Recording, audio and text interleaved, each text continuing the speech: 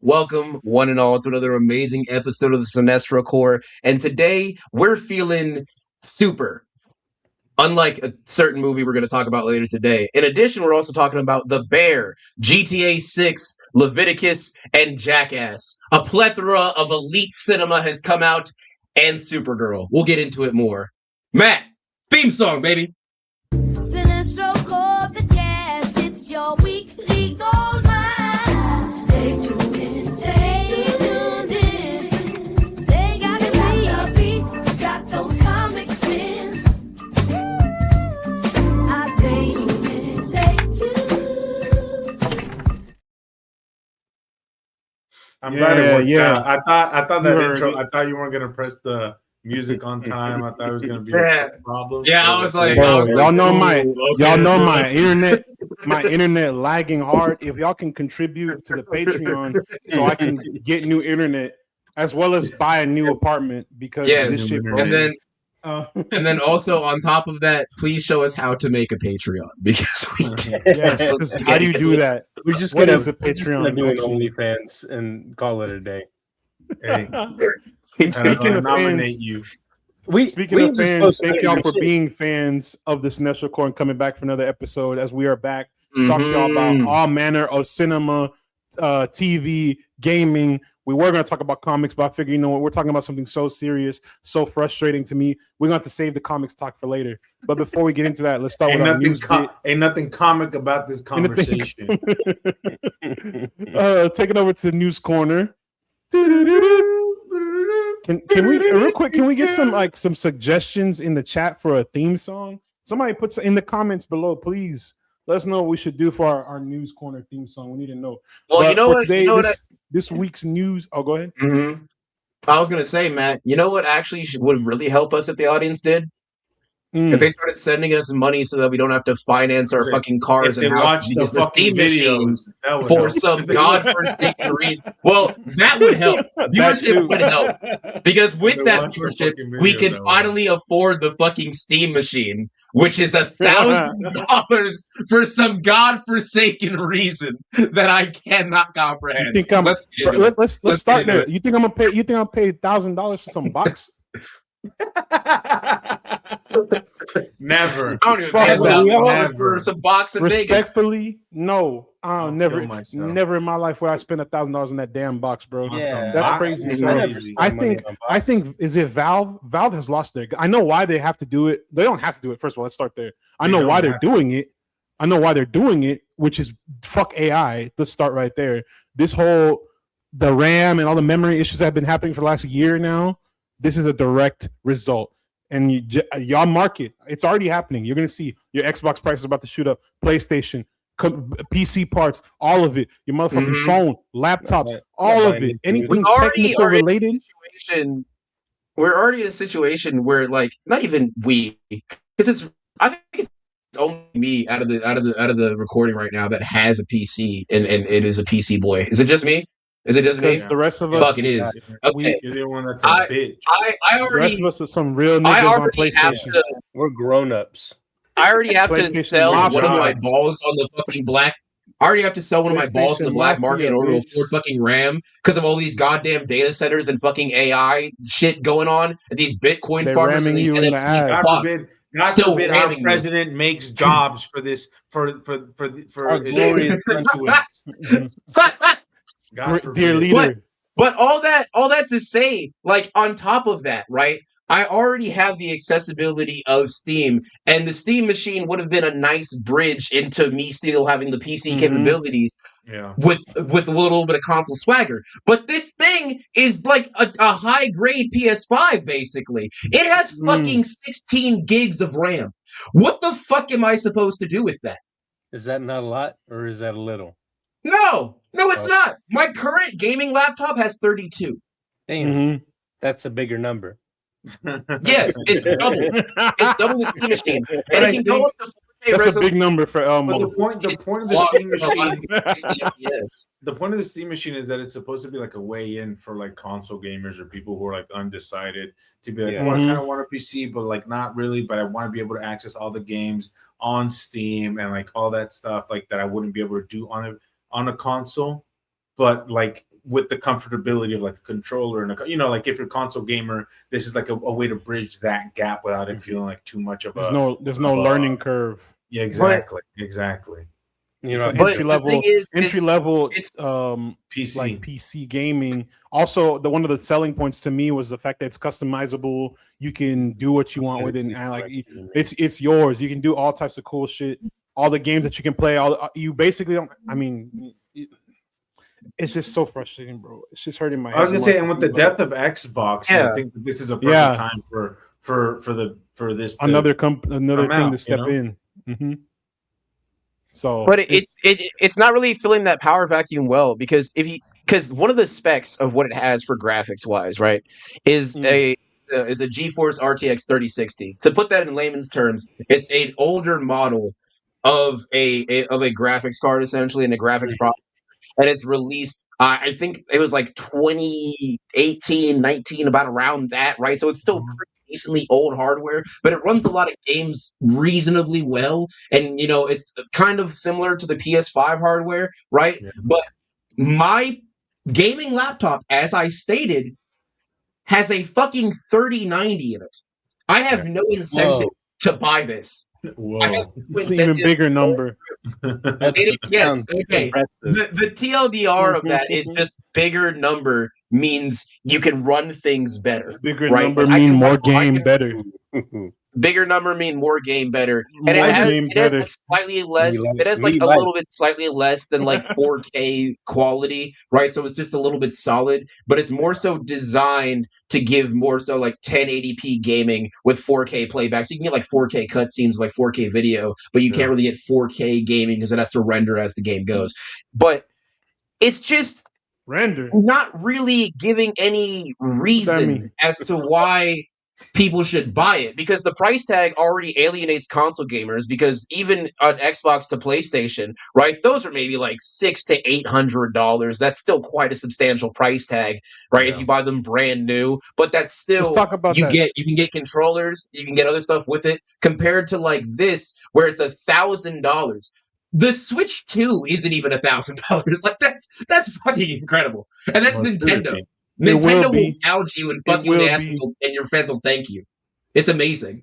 I don't understand it. Just so you can play your little fucking Zelda games, Pokemons, and shit. I just look, and I don't have much. I say that as a Pokemon enjoyer. I don't have much else to say about this other than the fact that I think it's like too overpriced. I'm sure it's gonna flop. I know Valve is really popular, and not anymore. Steam is very popular, and like that's a huge selling point.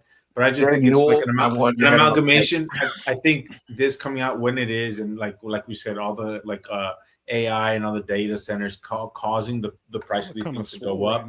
It's just kind of like making sure that this is going to be basically dead on arrival. I don't think it's going to get anywhere. Thank you. But because like the price tag keeps away console players from wanting to switch to it, because they can just get like a lower end PC for like $200 to $300 less, even used on Facebook Marketplace. And then PC players don't have any reason to switch, because the majority of people who have gaming PCs nowadays have specs higher than this. So I don't I don't see any real reason as to who this is for. It's pointless. And like Luis mentioned earlier, with Xbox fucking themselves like left and right, there should be, how do I say this? There should be someone stepping up to the plate to control the gaming narrative right now. Like even PlayStation the PlayStation's been pissing us off. Nintendo switched up on us. I never knew I never knew magic until I saw my dog turn into a snake. Nintendo fucking turned into a snake. They switched on me. I never seen this shit in my life. It's so evil. It's gonna make me want to smash my bros. What? Oh my god! Get the fuck. That was horrible. Shakespeare who? Shakespeare.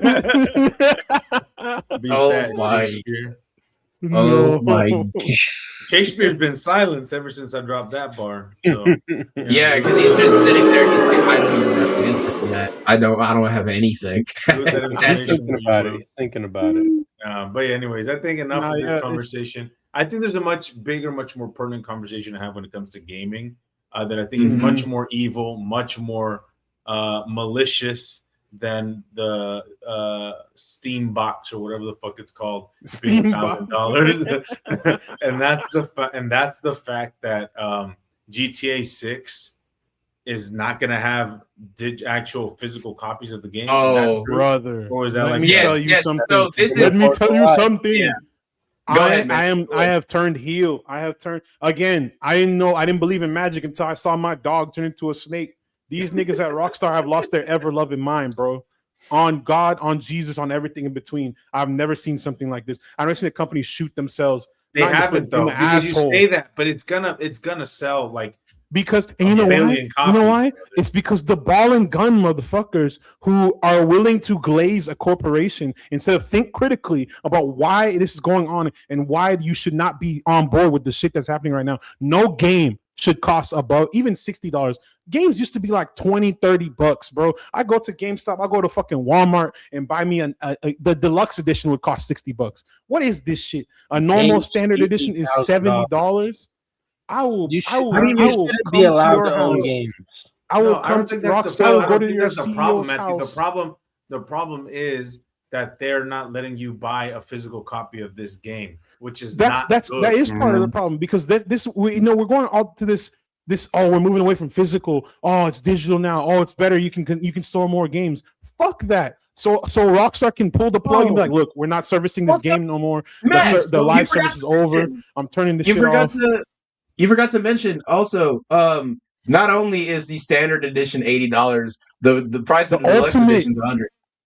That's crazy. Ultimate edition, and then the ultimate edition is the full game because the standard edition is missing features that should come with the game standard. It should. Yep. Why am I having to pay an extra $20 to get some customization, some stores, and some whatever the fuck else? I've been playing GTA Online for the last like 3-4 weeks, just getting back into it because I had long story short, had an Xbox, got a PlayStation, learned better. I saw the light, and now I'm doing all my games all over again. This shit is crazy. Why would I spend $100 for $80 for an incomplete game? What is that? Nigga, gas is $3 something right now. I can't fill my tank without spending $80 alone. So you mean to tell me a tank of gas costs about as much as my video game? You can kiss my ass, Rockstar. Go straight to hell. Also, come back and go back to hell again. The audacity of this. I've learned this from IGN and a series of gaming subreddits. Apparently, if you go to GameStop and you buy the physical like case for GTA 6, you will open it. And it is just a code. Yep. And that is the truest dystopia indicator I have ever seen in my life. That is absurd. I feel like niggas are buying a QR code. I've seen some people post on their story that they just pre-ordered. Yeah. I'm like, you niggas are pre-ordering a QR code. Get your McDonald's ass on. Get your stupid ass on. And what the fuck is that? But there's also like a much bigger and people being like, "Oh, you guys are exaggerating." That's not. No, Sony just recently didn't. I think I saw a report about this about how Sony just recently said that they're going to pull a lot of games that people have purchased from people's library. They're just like, so we're just gonna stop. We're gonna get rid of these games. And if you bought it, well, tough luck because we're getting rid of it. So even if you bought it, it's no longer going to be on your console. It's going to get completely wiped. You want to know what's really funny? What? They already had done that in I believe it was around 2023 or 4 is when I noticed it because I had Devil May Cry 5. I had it was a little bit after it, but around that time I remember I had PlayStation Plus. Like the one where you can like get different games and you can download them to that, right?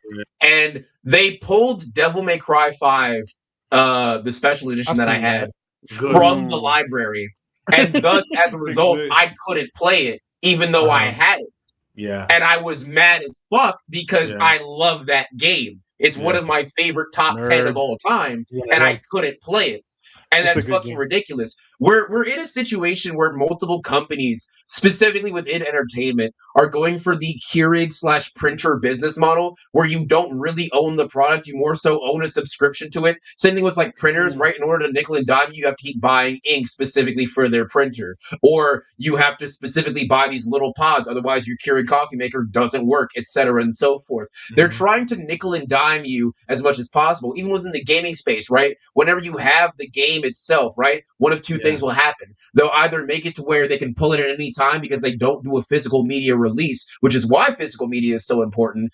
But on top of that, what they'll also try to do is the very horrible, stupid fucking action of deciding, okay, well, they've bought the game. Let's make a live service. Let's make all the features that should have been in this game and sell them separately. Yes, we'll give them a monthly subscription. And then it proceeds to fail and flop in their face. Like, look at the era of fascism. Like, I know, like, it is that deep. Like, this is so fascist. Like, it's fascism, like, through and through. Like, this is a dystopia. If you start thinking like bigger picture about like what this represents, it's indicative techno-fascism of the time that we're living in. It is very techno-fascist. The fact that you no longer own the very thing that you are purchasing, and that they can take these things away from you at any given moment for no specific reason, just because they want to. I wish a nigga would. You know, it's like that's so evil. And then you end up. And then you end up with not only a first relationship between consumer and corporation, right? Like between buyer and seller, but then you also have that bitter relationship between that person and the product. People are not going to want to buy or support as much of your stuff. For instance, Bungie, right? They put out Marathon. No one likes Marathon. No one gives a shit about Marathon at all whatsoever. Right? Exactly my fucking point. Exactly my fucking point. Nobody played Marathon, and they're trying all these different ways to recapture that same magic, even with Destiny, right? Destiny was one of the first successful live service games, and the reason why Destiny worked is because it wasn't adding like newer features that should have been in the original game or whatever. It was giving you new story, new worlds, new areas to go, and then people started making more and more watered down versions of that to where they would essentially be like, all right, you bought a new car, cool, tires sold separately. You want the engine, that's an extra $100K. That's fucking insane. That's absolutely ludicrous. There should not be a subscription model for me to consume my media. I should not have this each sold separately, collect them all bullshit mentality just to play a goddamn game. I should be able to pay my $60 to at max $70, no more than $70. I will at least hear them out at $70. $20. I will pay that for a game, and I should have everything that's in the game. It's why most AAA studios like Rockstar, Insomniac, etc. aren't doing as well with their products, because they're just giving you these little drip feed bits of what should have been the full thing. Also, the thing that hasn't had a DLC in 2 years. The thing that rubs me. The thing that rubs me wrong, and this is the last thing I'll say about it, and then we can move on. About the kind of the Rockstar GTA 6 bullshit is also, it's like they're acting like they're a small indie studio. You know how much fucking money they made off of GTA Online?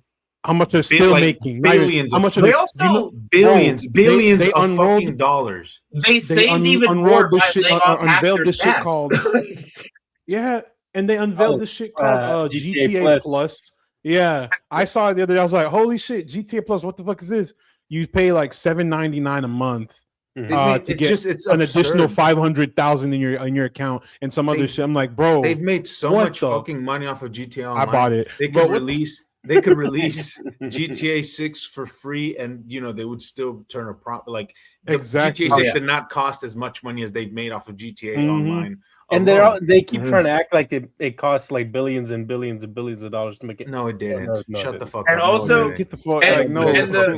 It's just greedy, and it's like so shitty, and it's just like it's because some really sour taste. corporate dorks in suits think they need more money, and like, bro, the game is going to make money because the last GTA that came out was in 2013, 14, 2013, whenever that was. 2013. It's been 13 years, bro. People been itching to do some crime shit on the video game. You don't have to jack the price up. And niggas gonna buy the game. We ain't got shit. But that's why they're jacking the price up, because people will buy the game regardless, bro. Not me. I said if that shit is not, if it doesn't come in a box or if it doesn't come with a disc, I'm not buying it. I'm straight up. I don't care. I'm not playing this game. And I'm standing on it. The last and final thing I want to say about GTA 6, aside from the fact that it's not releasing on PC, which is fucking. I don't even know. If you could PC what? PC what? Master what? Steam machine. PC masturbate. But that's right. That was pretty good. That was pretty good. PC master was good. But the last thing I want to say, because you niggas ain't got shit on us right here at the PlayStation. The last thing I want to say about Nation, nigga. God damn, Matt, let him talk. Even if it were to be releasing on my PC, system. I still don't think that I would be buying this game purely because it releases in November, which is game-wise and marketing-wise still pretty damn close, because this year's going by reasonably fast, especially with the giant amounts of quality entertainment we've been getting this year with both gaming, movies, and TV shows, right? And yet with GTA 6, all I know is that it's set in Florida, the graphics look nice, and I know nothing of gameplay.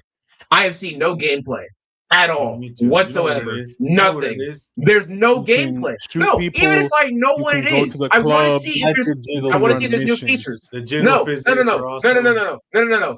game is the epitome of that guy you would know in high school who would be like, yeah, my girlfriend's a supermodel. She just lives in Canada, but she's hot, I swear. Like, you haven't seen her, but like, she's super hot, bro. I swear. Trust, bro. Trust. No, dude, she's hot as fuck. There's nothing in this game. I have seen so many games that look cool and handle like shit. Mortal Kombat 1 looked cool, handled like shit. Spider-Man 2 looked cool, handled like shit. I will not be burned again. I fucking refuse. Until I see gameplay, this game is dead to me and does not fucking matter. That's all I have to say. Okay. Wow. I don't. I think one of the most consistent studios in the past 20 years has been Rockstar. What's the last bad GTA game? Chinatown Wars.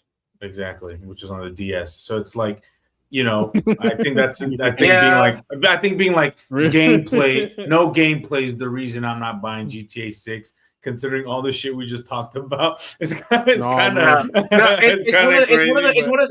of the main reasons, because I like to know. It's like test driving a car, right? I like to know that something has quality and care put into it, other than just being the same thing with a different number. I want some changes. I want to see innovation. But people buy GTA because they get to do shit, shoot guns, do crimes, fuck bitches, make money, and it's just But the story and the setting is different, and if it looks more realistic, in real life. But I think, but five had the mechanics of switching between characters, and each one of them had their own specialty abilities. It had the random interactions that would made the kick black off, guy the good driver, right? Because he's boosting cars. Yeah. What? I'm on the fast runner. Life imitates art. I'm on to you, Rockstar. It's still there was still like innovation there. There was changes, right? There was upgrades that you could feel, quality of life improvements, etc. So I want to be able to see that for GTA 6, but I've seen none of that. So I don't. You get to play as a girl. What are you talking about? You get to play as a sexy Latina. What more do you want, brother? God, I have a sexy Latina. I have one. I don't need another one. Don't care. He said one's enough. One's enough. He's already running out of money. He doesn't need to spend the rest of it on fucking GTA. No, did it? No, he's not wrong. I'll be bled dry, brother. Yeah. But all in all, we'll see. We'll see if this next installment is a misstep or if it's a step forward. But speaking on the subject of missteps, the subject of today's major episode. And we are off rip before we even say what movie it is. Give your ratings before we even say the movie. Oh God, y'all go first. I forgot what I rated it, but it's not good. Because I know exactly what I rated it. I gave this shit a 2. Whoa. I gave it a 2. 2.5. I gave it a 2.5. Jesus, yeah, I said 2.5 to a 3. I said 3 because we'll get into it. Because he's a feminist. Yeah. He's a white ally. I have reasons for my 2. I'm a Kryptonian adjacent person. I'm a Kryptonian adjacent person. I didn't watch this bullshit, but okay, I wasted my time with other bullshit. So if you are an audio, if you are an audio listener and you did not read the ticker, we are currently talking about Supergirl, which, or as I like to call it, Supergirl. Supergirl. So, Supergirl released June 26th, and it had a $35 million box office opening, which is not good against its $168 million budget. And per Variety, Supergirl will require a $375 million gross in order to break even. Which is based off its $170 million price tag and then doubled for marketing and so on and so forth. But it's not looking good. It's not. It's. But wait, AZ, yikes. What movie comes out this weekend that is going to take away from those box office numbers for Supergirl?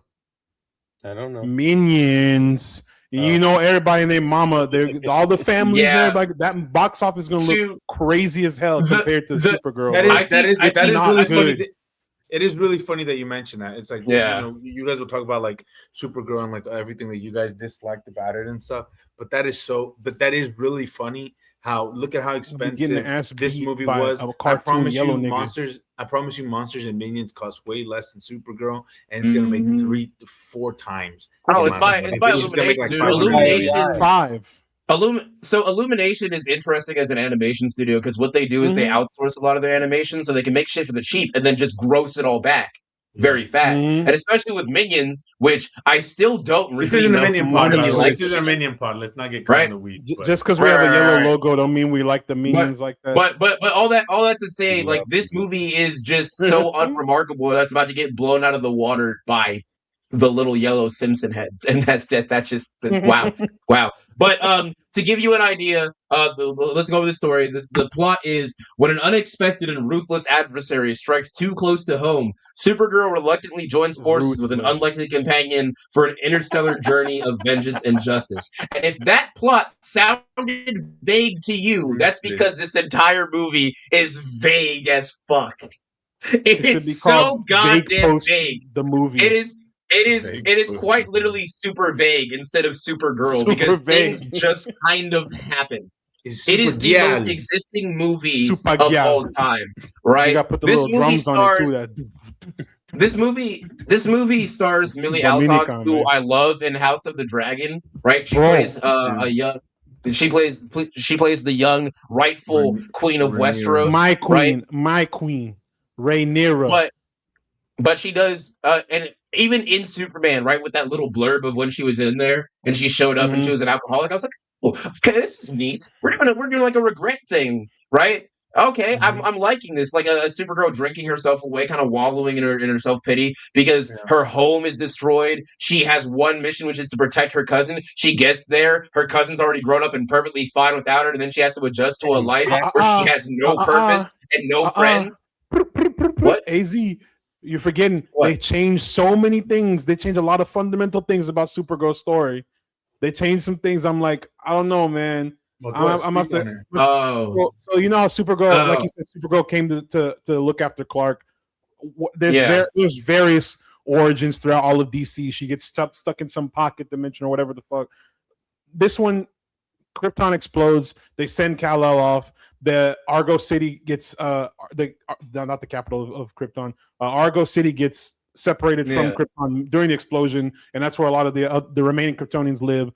Fast forward to find out kryptonite is revealed to be the mineral that's poisoning everyone. People start dying. They're like, "Oh, Kara, we gotta send you off. You're our one last hope. You're our daughter. We love you. You're gonna go be with your cousin Kal-El, and he's gonna teach you his ways. You're gonna be somewhere. You're gonna be strong and powerful. Blah blah blah blah blah. That's all fine and dandy.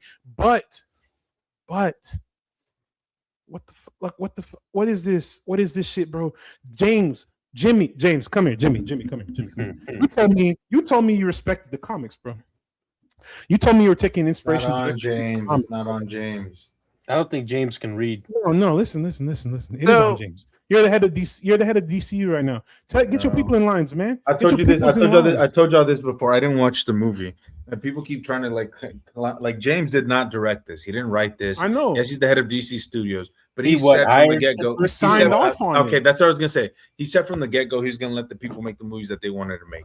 And his problem was that he overpromised and they're under-delivering. If you're gonna make a movie and you're so hell-bent on being like, I'm gonna let these artists make the vision that they want to make, why, for the love of God, would you hire Craig Gillespie to direct this fucking movie? This isn't what he does. I think he's a okay director, whatever. No, he should not have directed the Supergirl movie. What else has Craig Gillespie made? Give me an idea of who he is. I, Tonya, Earl, Lars and the Real Girl. Some other shit that Cruella. Cruella. Why is he doing this if he does mostly like character study pieces? That doesn't. He does English teacher movies. That's what I'm saying. Exactly. Yeah, but it's like they roll the TV into your class on fourth period. You're like, oh shit, and it's just a Craig Gillespie movie. But look, I mean, James has been James has been fucking it up from the get go because Superman was great, we liked it, but the fact that you're following that up with a Supergirl movie, what are we doing? Yeah, well, not even just that. Look, here's the thing, right? I fully believe that Supergirl is a very well-written character, especially within a lot of modern comics, right? And I really like her New 52 run, where she's a Red Lantern, right? And you get to experience her and her latent rage from being one of the last people of Krypton and being like a fish out of water and all this. And it's a very good character-driven story, and there's a lot of potential to make Kara a very well-put-together character. But this movie, I don't really think has characters. It has character plot points and it has character beats, but they're more so just character traits instead of actually being anything fleshed out or really tangible, right? There's no real substance to anything. They go over a lot, like a lot of characters have origin points that should be their springboard motivations. For instance, I forgot exactly what the actress's name is. Eve Ridley, she hasn't been in a whole lot, but she's the young girl in this movie that plays God, what the fuck is she said her name like 70 times. What the fuck is her name?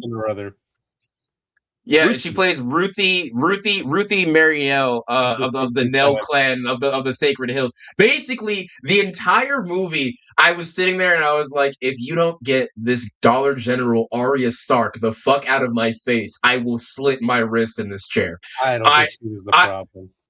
No. She wasn't the problem. I blame none of this on Eve. I blame none of this on the people in the movie. I blame this on the writing.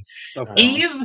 Eve gives the best performance she can with the material that she's given, but her character has revenge as her one character note, and outside of that, not much. There's nothing really there. There's not really any nuance. There's not really any real things I haven't seen before. And I'm not asking this movie to reinvent the wheel, but this movie has so much going against it when you have it following up a banger like Superman, a movie which I have admitted I've seen nearly 10 goddamn times because it's so fucking good. What else didn't work about the movie other than being like, okay, there's so much. Okay, a lot of the action also is very hard to follow and not well put together and not well shot. It's very CG heavy and not in the same way that last 10 to 20 minutes is of Superman, where he's fighting Bizarro and the rest of the Planet Watch people, right? Because that looks fucking like cool. The John Bernthal special presentation. Yeah, in that sort of way. And the worst part of it is a lot of it is hidden. A lot of it is hidden in like shadow and darkness and smoke and shit.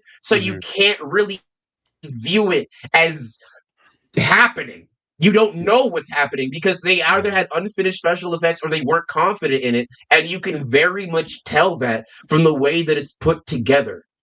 Yeah, it's just not working. Like the intro is a little bit dicey, right? Because you have the Brigands, which are the main big bads of this film. They land on the planet of Ruthie and her family, and her dad is a swordsmith. Basically, he's a master craftsman. Makes the greatest blades in all of the galaxy. And the Brigands want the blades in order to, I guess, do more brigand crime or whatever the fuck, right? So they go and they're like, "We want your swords." And the mom and the dad are like, "Just take just take the swords and leave."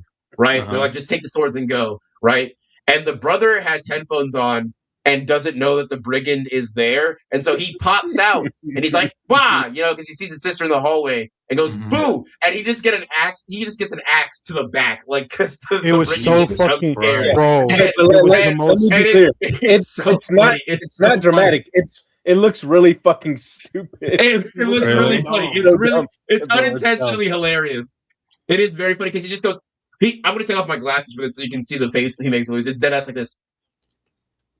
And he just falls forward and dies. It's like Charlie Sheen in the scary movie where he falls down with the boner. It's like that. It feels that little hilarious. Yeah. Just like, what the fuck? Did that practically. One of those, he's right behind me, isn't he? I've seen, bro. What else? And then from there, it gets even. Go ahead, Matt. No, but I have a lot of things I'm about to list off. So it proceeds to get dumber because you go from like the typical like revenge plot of like Diet Arya started burying her family and she wants revenge and you're like, all right, cool, whatever, right? And then it does like a title card for the next planet and it says, this is the name of the planet or whatever, sun classification red, to let you know, solar classification red, so it lets you know like Supergirl is going to be, underpowered on this planet, one of the planet powers, right?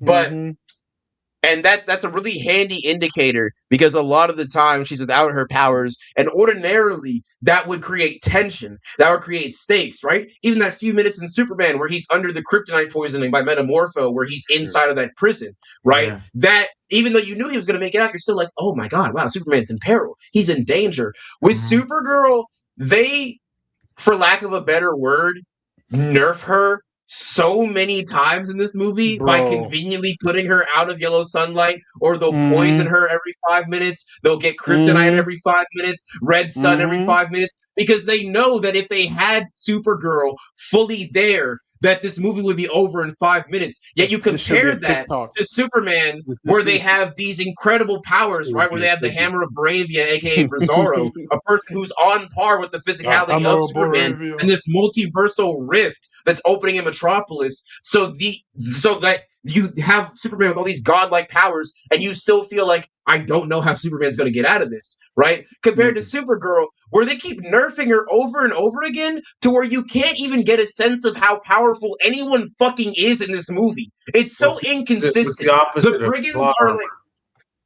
The villains have a MacGuffin every 5 seconds. They have a MacGuffin every 5 seconds. No. Genuinely, it is insufferable. Every few minutes, they will be either stronger or weaker than Supergirl on the drop of a hat. It will be with no indication, with no real pivot, with no real justification at all. The one that pissed me off the most was when they went to that one planet, and like all of a sudden it started to turn green, and they're like, "Oh, we have a green sun." Oh, I got that shit to me, bro. Okay, explain that fucking shit to me right now, bro.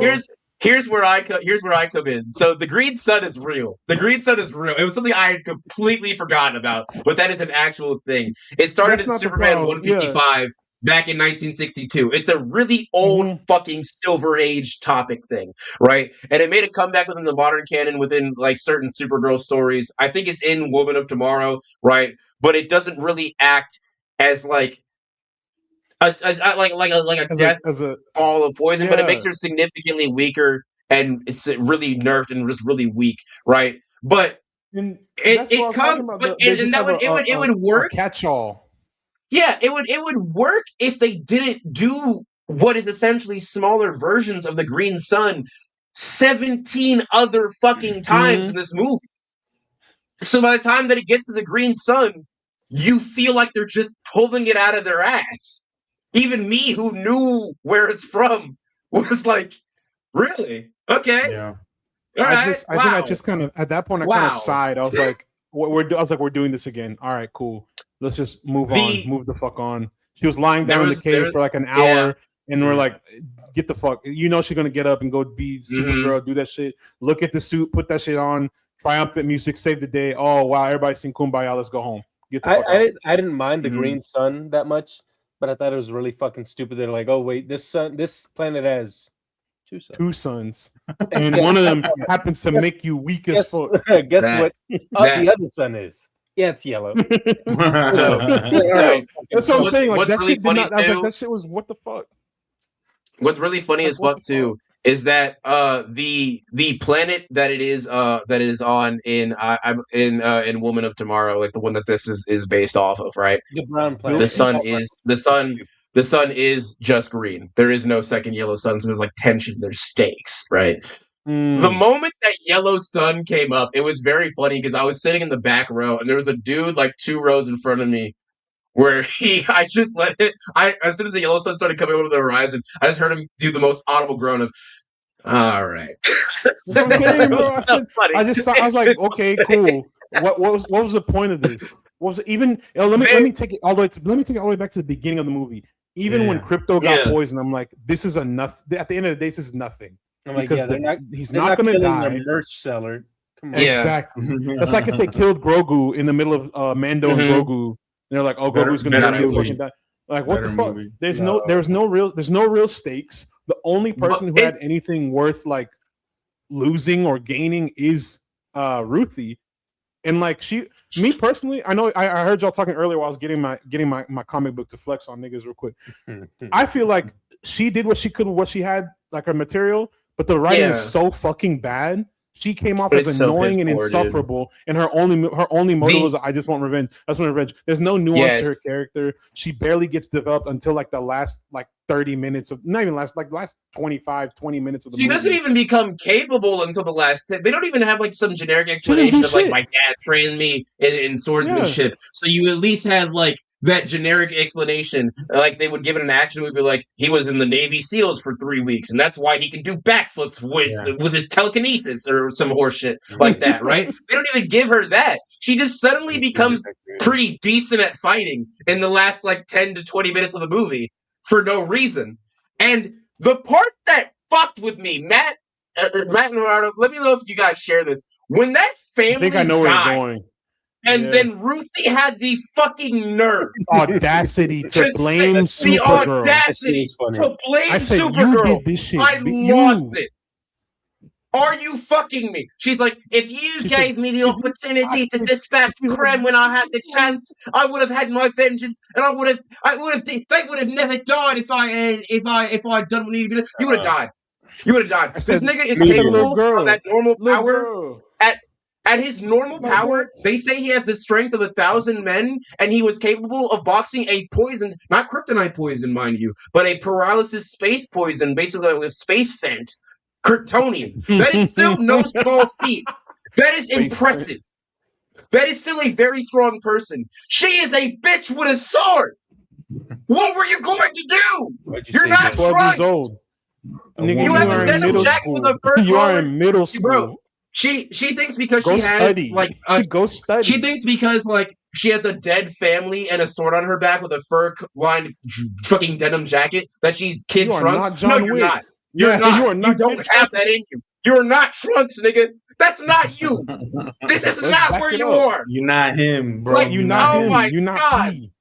You're not pushing she bro. is. Back it up. I truly feel sorry for everyone in this movie, and you know who I really feel sorry for so much, because I think that he genuinely could have been really great. Yes. Because what the fuck did they do to my boy? Yeah. You know how much. I want to hear. Let me talk on this. No, let me talk on this because that shit pissed me off so bad. I want to hear head out of those thoughts on it too, like what he didn't like. Oh yeah. No, we've been fucking this movie up. I was enjoying them talking. They're saying pretty much everything that I thought, except they didn't touch on the soundtrack.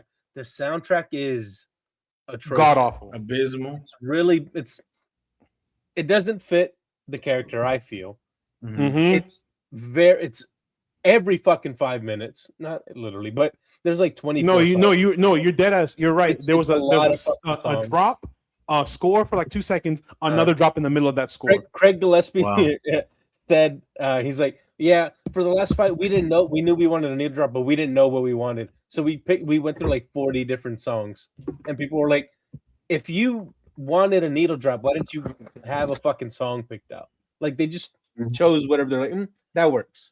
They went on Spotify and hit shuffle and said, "Put that shit on." It seemed the needle drop just kind of as a gimmick as opposed to a way to enhance the storytelling, right? Yeah, when done well, it's an extension of the story. It's an extension of the characters. It's an extension of what's going on. But it seems like they're just using because they're like, oh, people like this. And what was the songs? What was the song? What was this? It was like some Avril Lavigne shit at the fucking head. No. They were doing a cover of Jimmy Eat World in the middle, but it's like some acoustic version. I said, oh my god! If they to put this into perspective, when Superman, I hate to keep referencing that Planet Watch fight, but it's so fucking well choreographed. I have to just mention it. They play the Superman theme, and rather than make Supergirl an orchestral theme and give a triumphant one, or even play anything that is good, they tried to imitate the Mr. Terrific scene about 3 different times in this film, and it falls flat. Mm-hmm. The way Graham felt about the Mr. Terrific scene is how I feel about every needle drop in this movie. Yeah, none of the songs work. And I want to mention the fact she has a Blondie shirt. They don't play any Blondie. Why? Where's my Blondie? Probably tested wrong or tested bad, and they're like, oh, let's just switch it up. Also, this movie I saw in a packed theater, right? And usually because not everybody has like super strong media literacy. I'm not saying I'm the fucking like Nostradamus of media criticism or whatever. I have pretty bad takes. I'm saying it. Right.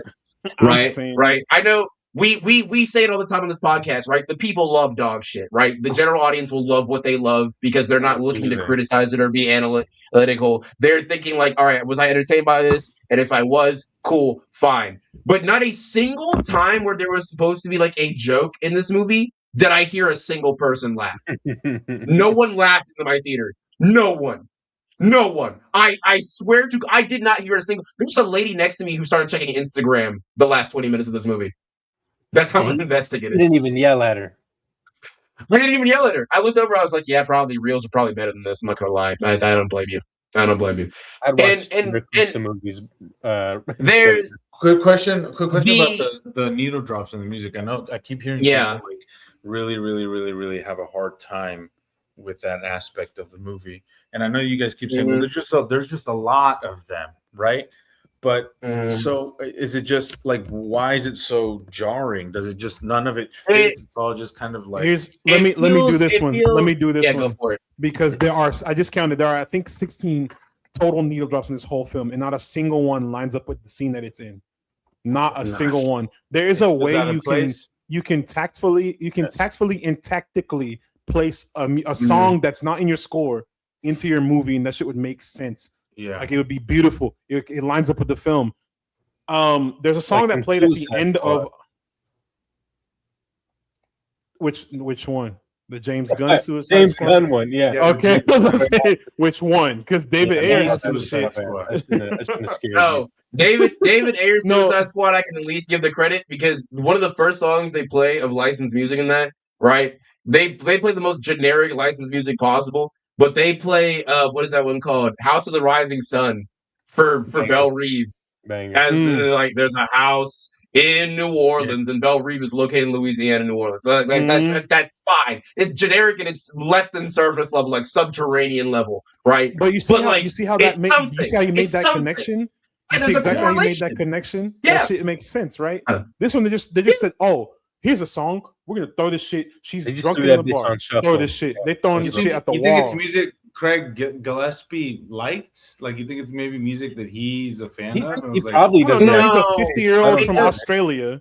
So whatever he listens to over there down under. It feels like this music was picked by maybe like his niece or like his Zoomer fucking child. Like it doesn't feel like at random. It doesn't have any purpose, any narrative drive behind it. It was picked by someone who does not understand what songs can fit in what scene. And I'm a double on that. This movie is not written well. So let's start there. The movie's not written well to begin with. So on top of trying to fit songs into scenes where it doesn't line up, the scenes that you're trying to fit these songs onto are ass. They're not well written. Millie Alcock is a phenomenal actress, phenomenal performer. She brought she did what she could with what she had, which is not a lot. And that's not her fault. She's actually the highlight of this film, her and Jason Momoa. everything else in between is written so poorly. I'm like, I even forgot what movie I was watching at one point. I was like, this is a Supergirl movie. This shit kind of sucks, man. Shit was like the CW had like 3 seasons of Supergirl or whatever, and that shit was way better than this. I feel bad disliking it because now I have to who only hate it because she's a woman. Right. I wanted to. I was like, I want to love this. I wanted to love this film because I love Superman. That movie spoke to me. And this does not speak to me. This shit on mute right now. And you know what? I actually felt like something, and there was flashbacks with her dad. Yeah, like, okay. Then also, her dad is the guy from Numbers, by the way. He's the guy from no. I'm a deep cut. He's the guy from the Santa Claus, David Krumholtz. David Krumholtz plays her dad. Yes. Okay, so that's him, the guy from Numbers. The mathematician guy. That is him. Oppenheimer. Good job. I liked him. I enjoyed him. I also like how they tweaked. I also think there's like some decent lines, right? Where she's like, Krypton didn't die in a day. The gods are not that kind. I thought that was neat. Right. Yeah. And then it leads into the flashback, and I was like, okay, we're getting some narrative weight, right? And then when they did the dome, like the force field thing, shut the fuck up. When they did the dome thing, I was like, are they going for like a Kandor angle with this? Like, what are they doing? That's what like the Bottled City. That's what I thought first. But then I was like, Brainiac's not until the second Superman movie, so like that wouldn't make any sense, right? Because he's the one who takes Kandor, right? So. But then when they did the whole thing about the kryptonite plague, right, and all that, I thought that was neat. And I would have preferred if this movie was more so based around like her in her first years on Earth and adjusting to that, rather than this like I see myself in you, young child. Revenge won't make you whole. Generic fucking cookie cutter shit. I would have preferred that. But see, hold on, AC, that's a double-edged sword. That's a double-edged sword because if they already went this route. If they went with the whole origin, she's going to Earth to figure out her powers and where she fits in. We run into y'all are copying Superman. This is just a retelling of the Superman story, but a woman. Like, here's the thing. Like, we don't want to. Here's the thing, though, Matt. Right? When we got to the Superman movie, we started where? Not at his origin, but in the middle of his career. He had been Superman for what, 7 years at that point? He had been doing this shit for real. Nobody wants to see and that's the thing. We already know. And Kara's origin has more to play with, and her personality is vastly different from Clark. Sure, she has some of Clark's traits, but she is still much more brutal and much more like straightforward with a lot of her shit. She doesn't fucking have time to suffer people being dumbasses. Right? Sometimes she's happy-go-lucky, but other times she can lock the fuck in when she needs to. And that would have been a great way to have that little mirror going on. But they don't really do much with that in this movie. My thing is, as a person who hasn't seen the movie, who's only seen the trailers, is that it seems like a very, very, very obvious like Guardians of the Galaxy ripoff. And that's really telling, right? When you don't have the guy who directed Guardians of the Galaxy, right? Like it's those movies worked because of James Gunn's sensibilities, right? Because he knew those characters so well, because he has such a great control over tone and he's an ensemble cast, especially an ensemble cast, and he's able to walk the line between like earnestness and drama and comedy very, very, very well. You know. That then you have somebody who is not James Gunn, who is a much, I think, less talented filmmaker, and somebody who is a much less talented writer trying to reheat his nachos. I think it's very. I mean, it makes sense that this movie's not good, right? Because they didn't make it. They didn't take, at least if they would have made a decision and tried to do something interesting with Kara and this character and this movie, and it didn't work, fine. But you guys tried to make Guardians of the Galaxy light with Supergirl set in the DC universe. That's just lazy. It does. That is actually a good point you have, Luis, because there were multiple times where I was feeling like this is the backrooms version of Guardians of the Galaxy, as if you described Guardians of the Galaxy to someone who's never seen it, and then you asked them to make it, and then you look closer, and it's not different, and it's very different. It's very odd. It's very uncanny. And like even me as like a big old comic book nerd, right? I was looking for little Easter eggs and references, little jingling keys to keep me invested, but there was like barely any. There was like barely anything really going on. And to hit on what Matt was saying about how this is written, the way this is structured is there is a lot of just happenstance, right? For instance, Kara doesn't want to be like a big old superhero like her cousin and doesn't want to be this like giant beacon of whatever the fuck. Instead, she wants to be able to do her own thing and drink her woes away, and she's not going to go on this quest, as she states very, very straight up, right? Uh-huh. And then Crypto gets shot with the space vent. And then she's like, well, I now have a motivation to go on this story, right?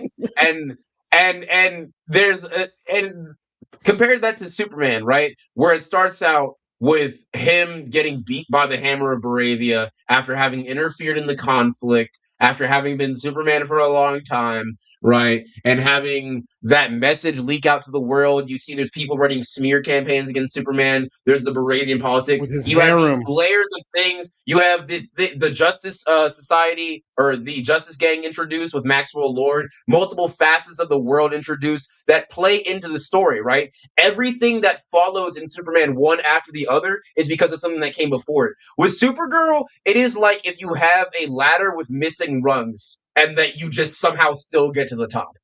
There's points where things just kind of happen for the sake of happening. Lobo's introduction I thought was pretty decent. It felt kind of Lobo-esque, but it didn't really feel he didn't feel like Lobo until like the last 20 minutes during that final sequence. He felt like Aquaman. And he felt like just ruder Aquaman. He plays in the same way. Yeah, he would say Bastis every now and again. You say he felt like who? He said he felt like Aquaman. Rude Aquaman. That's okay. Thank you. Because I was like, he's just Aquaman with black hair. Actually, let me take that. I take that back. He was more of Lobo as Aquaman than in this movie, because Aquaman in was woo, let's go drinking whiskey and smashing the ball, flying around, my man, doing all types of crazy bro shit. Lobo is. He doesn't call himself the main man even once, by the way. I want to mention that. What the fuck? What in the actual fuck? Where's his nickname? Where is that? What is that? Jason Momoa is not writing. Jason Momoa is not a good actor. Watch your mouth. No. Disrespect. Jason. No, he's Jason not. Momoa. Like Jason. No. The fact that you guys are saying he plays Aquaman and Lobo is the exact same. It's because that's who he is as a person. No. And that's how he plays all his characters. Though the thing is, right? You can take a not good actor or a very typecast actor and make them sensational in a role, right? They can disappear into a role and be good if you have material that can bring that performance out of them, right? And for the last 20 minutes of this movie, Jason Momoa is Loboing the fuck out of it. When he's in that cell and he's just cracking jokes and being a fucking shit ass, and he's like, "I got a plan." I'm not arguing that he's not a good Lobo or that he doesn't have Lobo in him. I'm saying he cannot play anyone other than that.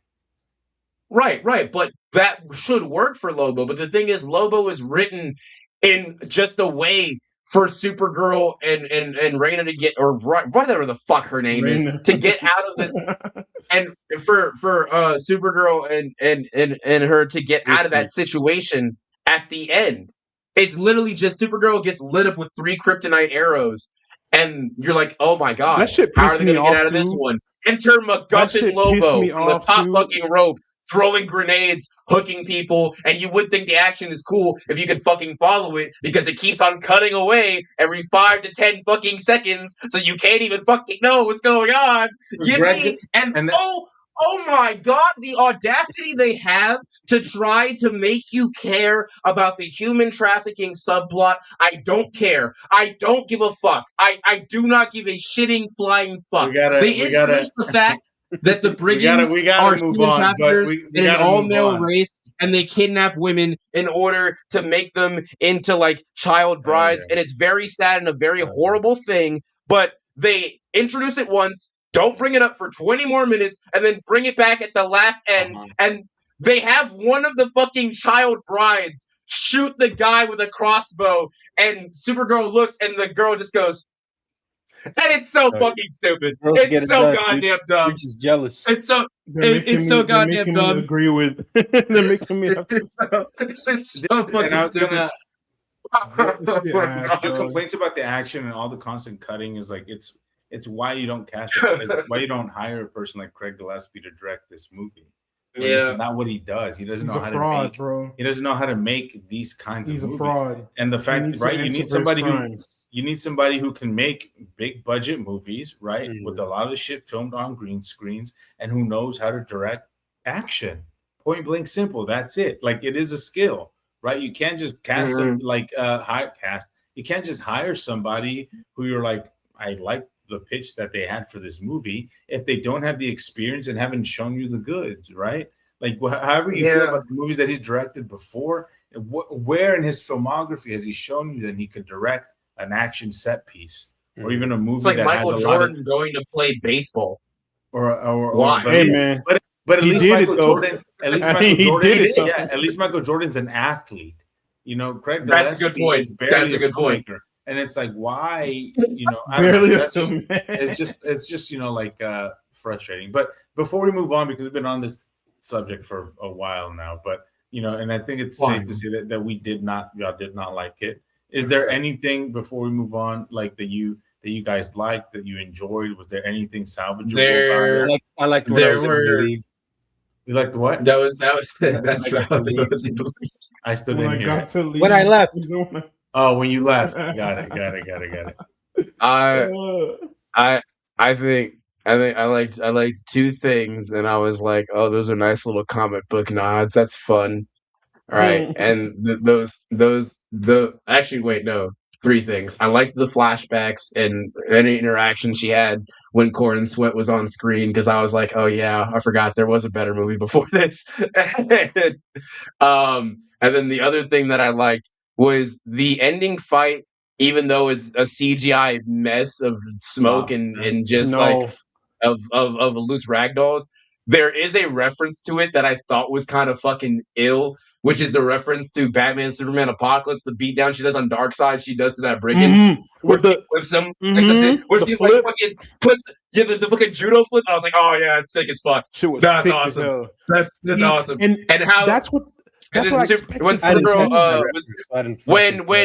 And then at the end, when the last part that I kind of liked, although I knew it was coming, was she tells her, she's like, you can't get revenge. Revenge will ruin you. You don't want revenge, blah, blah, blah, blah, blah. But then she goes like, I'm already tainted. So she tells the girl to just walk away. She's like, go look over there. Oh, look, a bird, right? And then she has the sword in her hand, and she's like, this is for that family. Boom. And this is for all the people you killed. Boom. She like stabs the guy on the chest and the neck. And you're like, oh. This is for my dog. Superman's family, they kill, but I'm like, no, that's Supergirl, dude. Like, she has a no-kill rule in the sense that, like, she won't kill you, not because it's right, but because it's rude. But she will if she has to. Like, she's willing to do that. And I thought that was a nice little, shits, like, bro. Yeah, but it's just there's nothing else really worth in this movie, and it just has so much that weighs it down. So it's a 2. I just give it a 2. Flat out. I will agree with that final fight scene, but also don't agree because they played that cover of the middle, and it was the most jarring thing. It was like whenever they had that fight scene in Zack Snyder's Justice League, and like the slow motion came on, and Song of the Siren came on. I'm like, what is this? What is going on? Why is this happening? Like Song of the Siren, beautiful song. It doesn't fit the movie. Yeah. Hey, what's up? Hello. The nigga is dead. What is this? Grandma's what crying. Is this? Oh, yeah. And like, I really do feel like because of this film, Supergirl is only going to work best as a supporting character now, because 100%. She's been. Brother, we're not getting any more Supergirl. No, right? She's going to show up in Man. Here's what's going to happen. She's going to show up in Man of Tomorrow, the inevitable Justice League film, the inevitable Crisis film. She's going to be in those 3. That's it. It's not Millie's fault. It's not her fault. It's because the writing is piss poor. I don't think they should ever. And unfortunately, the writer for this film is writing Wonder Woman and Teen Titans. So congratulations. Well, we're going to have 3 buckets of ass now. To close out to close out this discussion, we've had Superman and then Peacemaker. Well, it was Creature Commandos and then Superman. We don't talk about that. We don't talk about that. We went straight line, yeah, but right? yeah, and then we went up, and then we went down again with this, and then we have like lanterns and other stuff to look forward to. Where would you guys, on a scale of 1 to 5 stars, after seeing this, and Luis, you hearing us rave about this movie's great praises, put your hype for the rest of the DCU, and especially with this being the first non-direct James Gunn product in it?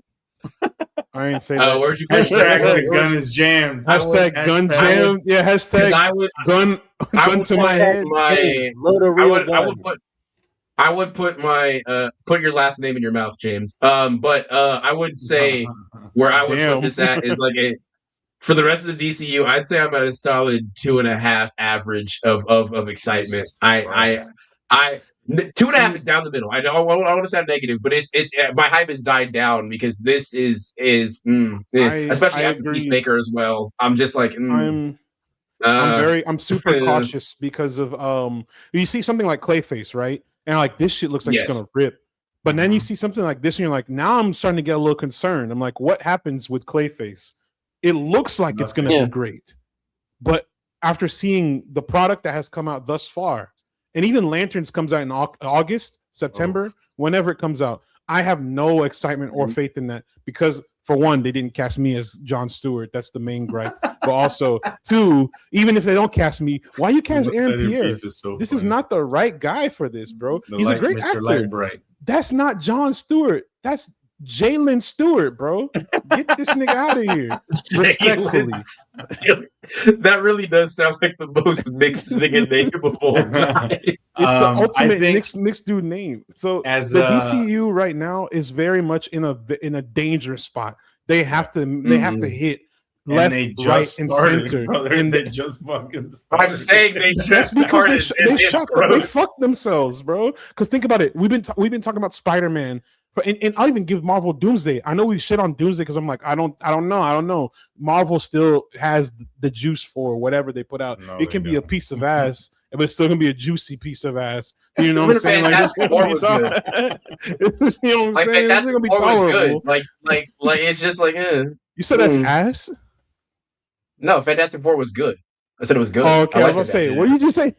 Don't disrespect. The point is that DC has a high bar to clear now. Like the bar was already kind of high anyways, but they've really put themselves at a disadvantage with making inconsistent projects. You can't have something super good and drop some buns right after. That's the thing about Marvel and the MCU. The consistency of their films, no matter what director or what is on, who's doing what, it's still good across the board for the most part. You get some missteps like Thor: Love and Thunder. You know what I'm saying? Or as Luis calls Ant-Man, the Ass Man films. But other than that, like everything's pretty much, this is good. The Iron Man film, solid. Peyton Reed hasn't made an appearance since Ant-Man. Noticing. Our effect. Craig Gillespie, you next. Craig Gillespie, you next, nigga. Retired. Literally. Get the book. I think, and the book. This is the last thing I'll say about it. Is that niggas not ready, bro. Is that I your think career is in my hands. They're taking all the wrong lessons from Marvel, right? Like they're making a fucking Skylar Gizmondo fucking a Jimmy Olsen show. Olsen show is like, who gives a fuck, bro? Write a good movie. Write a fucking spot. Okay, you and 2 other people literally are the only. I like Jimmy. I like nobody else gives a fuck. A Jimmy Olsen show is okay. I'm not watching that shit. A Jimmy Olsen show is okay after you've done your mainline characters. Why are you making a Jimmy Olsen show before Batman, before The Flash, before Wonder Woman, before Green Arrow? That is true. Why are we going? And I know that seems so formulaic. In there too. That's very funny. respect my other green, respect my fellow green niggas, bro. As the real Green Lantern, respect my boy. It's not about it being formulaic. It's just about people. Verde nunca. It's just gonna verde nunca. It's just about how people aren't gonna stick around if what you're offering them is Supergirl and fucking a Jimmy Olsen show. Yeah, I'm here bro. to see Batman, Wonder Woman, The Flash. and you're giving me Jimmy fucking Olsen and Creature Commandos. Suck my fucking. Give me a Perry White show while we're at it. You're out of your fucking mind if you think I'm. They should have. And I'm being so real. They should have just stuck with the original plan and made the Authority, because we would have gotten some semblance of the Justice League. People be like, all right, it's serviceable. We'll tolerate it. Now, where's the real main course? We're going so far out of the plan to me that I'm like, I don't think this is gonna, unless they correct course, and I mean hard. It's gonna be really bad for James Gunn is in big trouble. He's got to steer this ship correct, or it's about to sink, Titanic style. Yeah, give me a fucking Bibbo Bobowski 2-season show. If we're going for the DC characters, we're gonna get a Toyman TV series and a fucking. I'd watch that actually. I'd watch that. Yeah, I take it back. I'd watch that. Cool. Toyman's cool, man. He's cool. Anyways, next topic. This shit is a failure. This shit looks like a failure of biblical proportions. And speaking of biblical, we're moving to the book of Leviticus. Only one of us has seen this movie. No, two of us have seen. They saw it too. The only thing I know about this is It Follows but gay. Yeah, that's literally what Luis texted me when I asked him about it. It Follows if it was gay and bad. Yeah, yeah. But I love gay media. No, I'm saying I do. And when I say that, one of my favorite movies. This movie sucks cock, and not in the cool gay way. And when I say that, it's like literally it's like Happy Pride, yo. It's literally It Follows but gay. Like I don't mean that like in a pejorative sense. Like quite literally, it is a gay love story, right? It's about a young man who is new to a small town in Australia. What is this young man's name? What is his name? Yeah. Fuck this. N-A-I-M name. N-A-I-M. I hate that. Are you dead ass? Yeah. You're dead ass. I'm reading it right here, man. It says his name. His name is one star. Star right there. He moves into a small Australian town. He falls in love. He falls in love with the local hot gay not closeted, but gay kid, and they have like a secret like relationship, and then that other kid has a relationship with the pastor's son, and Name gets jealous, snitches on them, and the pastor makes them undergo like a religious kind of what's it called? Religious conversion therapy kind of, yeah. I'm thinking about the name for it. It's a specific for those of you therapy? No, look, what's that called when they do that? Like when witches do a fucking exorcism, seance. Fucking. Anyways, what are we talking about? A ritual. Possession. Yes, they go like Jesus fucking Christ. That's the word you were stuck on. Anyway, they undergo like a basically like a gay conversion ritual, and then that ritual basically creates like an evil version of the person that you desire the most, and you're the only one that obsession. And you're the only one who can see them. And so when they come near you and you guys engage and like you guys hug or you kiss or you start doing stuff, they start to try to kill you. And that's the whole thing, is to kind of keep you from engaging in your sinful gay acts, essentially, right? So if I'm in love with this guy, right, I will see him. This thing becomes him, and I know I need to avoid him and cannot let him get close to me because I don't know if it's him or if it's the evil demonic thing, and it might kill me. And so it's just them. It's just them kind of dealing with: is it him? Is it not him? Avoiding each other, but their love for one another is too strong to keep them apart. And wait. So what? You're muted. You're muted. Because he did it again. We're so back. Because it tries to kill them even if they don't give in to their like desires, I guess. Yeah. Wait. So is it really did not fucking work? And also, is it person specific? Like they can only take the form of like one guy. It's just whoever like one person. Whoever you're most into at that moment. Okay, so then what if your brain is like, okay, that person's going to try to kill me, so you get progressively less attracted to them, and then you just get attracted to another dude? Do they have to do the ritual again? Like, what are the rules for that? It'll transform into somebody, and that's one of the things that's one of the things about the movies that I think when I first watched it, and I disliked it a little bit less than Gerardo did, but whenever I was talking to him about it, I said I think it's a movie of of ideas. I like the ideas, like obviously anything that's an allegory about like homophobia and kind of like the society that we live in, and it's kind of so oppressive and violent towards, and it's like an allegory against like violence against queer people, obviously, and like being closeted and coming out, and people's kind of like very vitriolic and kind of violent feelings towards queer people. Like I understand that, right? And this is, but the supernatural aspects and elements of the film do not work at all. And I'm not saying because it's not explained, but it's just none of it, because it's so illogical and doesn't make sense. I don't know what the stakes are, right? I don't know, you know, whether I should be concerned. Should I want them to be together? Should I not want them to be together? It's just like I said, it's a film that has a lot of ideas, but its execution is very poor. I felt like the filmmaker was like, here's what I have to say about being a queer person in today's day and age, and the violence that we experience as queer people. And I will just kind of add some supernatural elements so that it's not, you know, to a very kind Jordan of Peele-esque kind of approach to make it genre, but then also not really elaborate or really give that aspect of it much thought. I think the filmmaker was much more concerned about the relationship between these two people and a kind of tender ending, right? Which is like, despite everything, despite all the violence, despite all the hate, despite all the kind of like obstacles in your way, like, you know, the queer love can be beautiful, right? And ultimately you can find each other, and your love for this person will overcome whatever obstacles, even if it is an evil, violent entity trying to murder you, right? Like, I think that that's ultimately what he was trying to say, but everything up until that point just was not working. And I've been talking for a minute here, like, what did you think about it? And then we can move on. Yeah, I'm interested.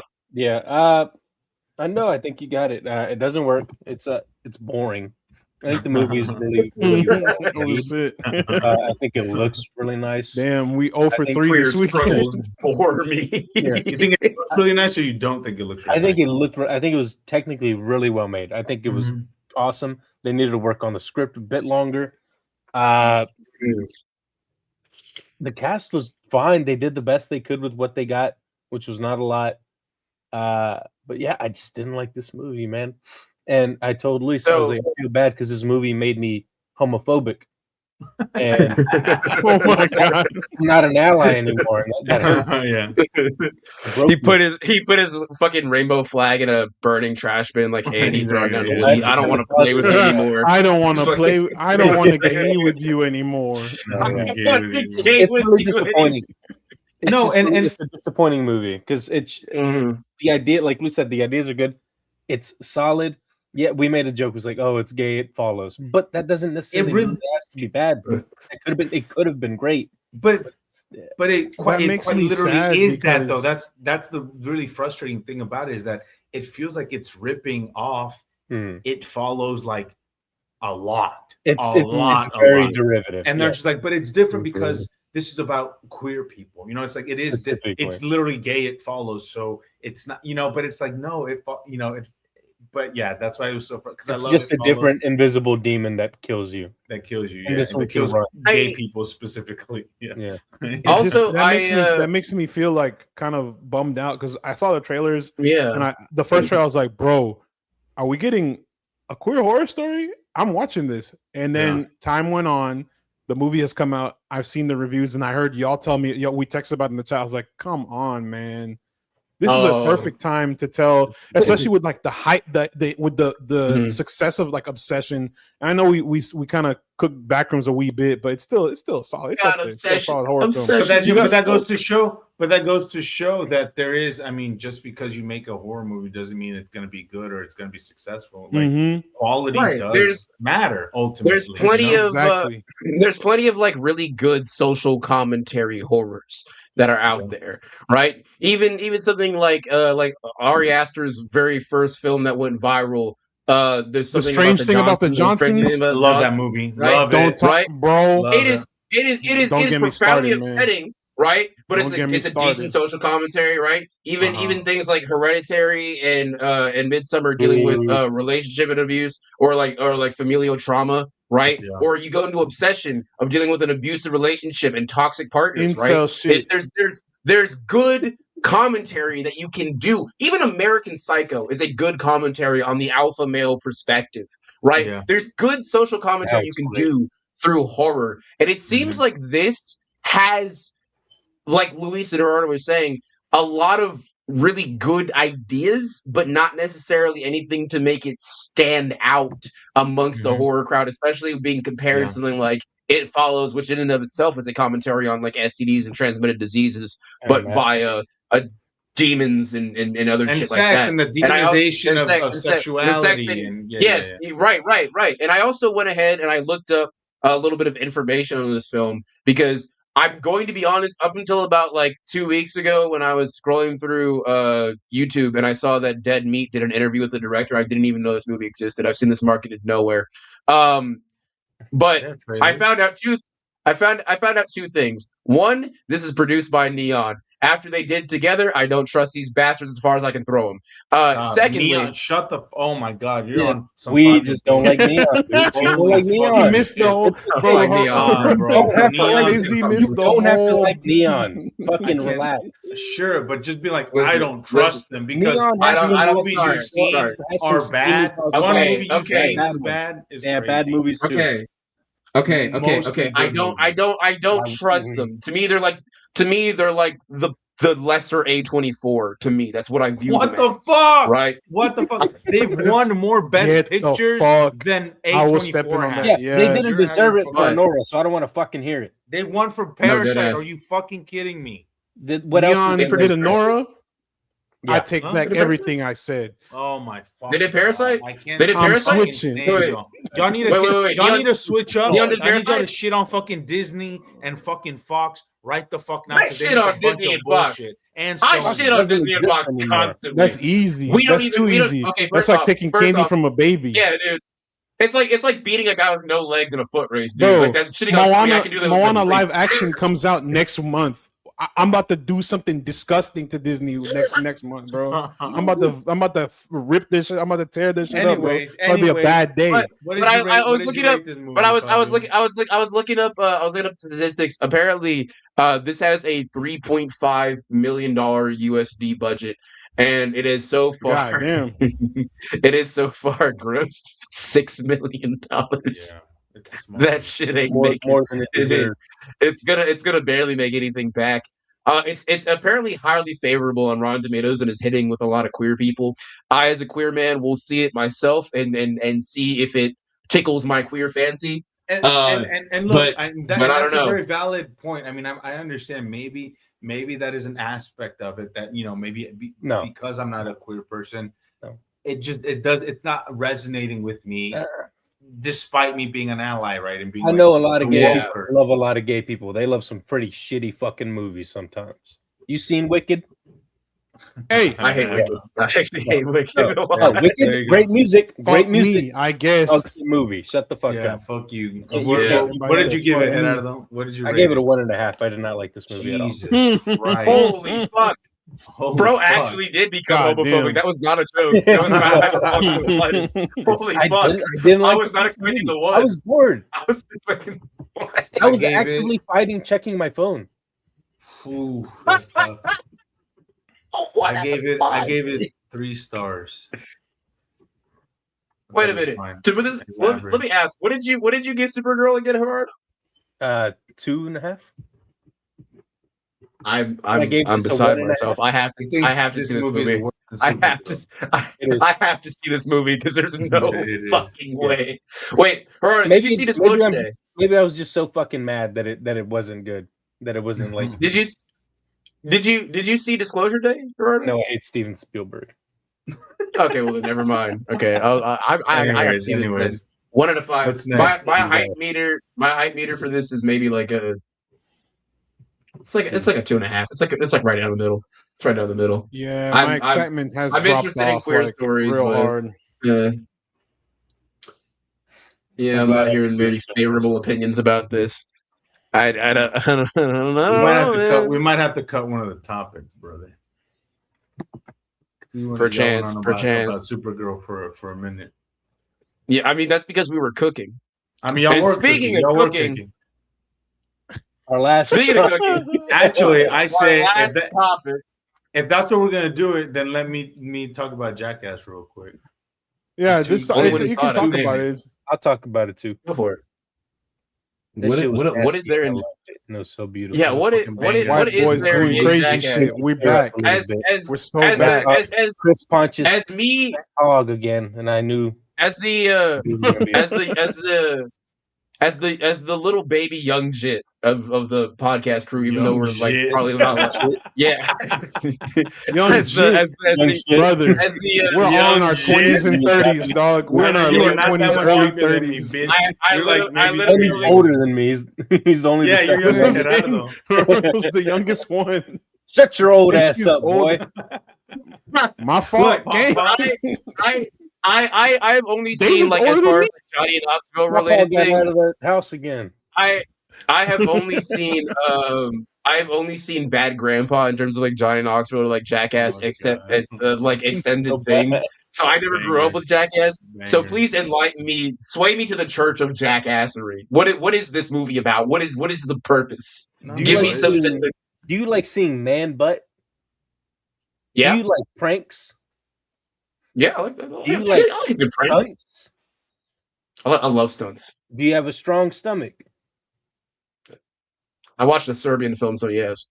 So you can watch this movie. It's just fun. My God, with each other, they do gross shit to each other. It's that's all it is. What I liked about these movies in particular is that it's just like a very simple formula. It's just a group of funny dudes and a girl now who doesn't do shit, by the way. She did not do Taylor the whole time. She was like, what the fuck is she doing? It's weird because why didn't they just have her do a stunt or like anything? I think they cut a lot of stuff out. So she probably did something, but it wasn't funny because she's not funny.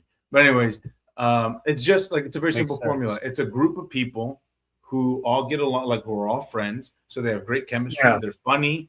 They're laid back. They're goofy. And they just do funny, gross pranks and stunts, like getting in a bullpen with a bull and getting hit by a bull and getting knocked out and concussed. Getting in a porta potty and ejecting it into the air like a slingshot and having. I've seen that one. Shit. That one is funny. That's actually funny. I'm sure you've seen that one. I'm sure you've seen the giant hand on the slapping people. That was classic. Putting Bam Margera, who's terrified of snakes, in a literal snake pit with snakes. Like it's just like it's light dumb, work. Dumb shit I want to handle all that shit. And it's like I said, it's simple, it's funny, it's not goofy. Me. It's from a bygone era. Like I grew up on these movies. I never watched the show because I didn't have cable and MTV when it was airing. I wasn't allowed. But I was a big fan of the movies, and I would watch them all the time with my dad. And so they mean a lot to me. And like I said, it's just like stupid, dumb, mindless fun. And I think it always works. I think the movies as a whole kind of vary in quality. There's some that are better than others. This one I think is much on, like, it's on the lesser side because it has less stunt. It's more of a retrospective. It's best and last. So they show a lot of stuff that you've already seen if you're a fan, right? Some of their favorite bits. Stuff they weren't allowed to show. Exactly. Yeah. But and so it just felt like very thin as a movie for me personally.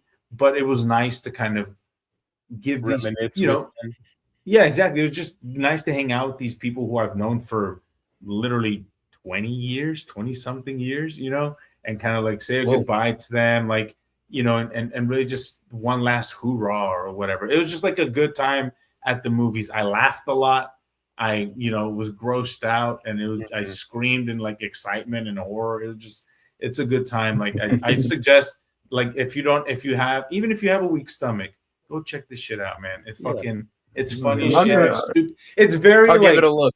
It's very 17-year-old boy, like humor, right? Like it's just like very stupid and dumb, and like dudes shitting themselves and putting people's asses in their faces and digging in a fat dude's butt. It's like dumb shit like that. Up their friends' asses. What is funny? There's a bar at the movie theater that I went to today to watch Supergirl, and people were going to watch Jackass.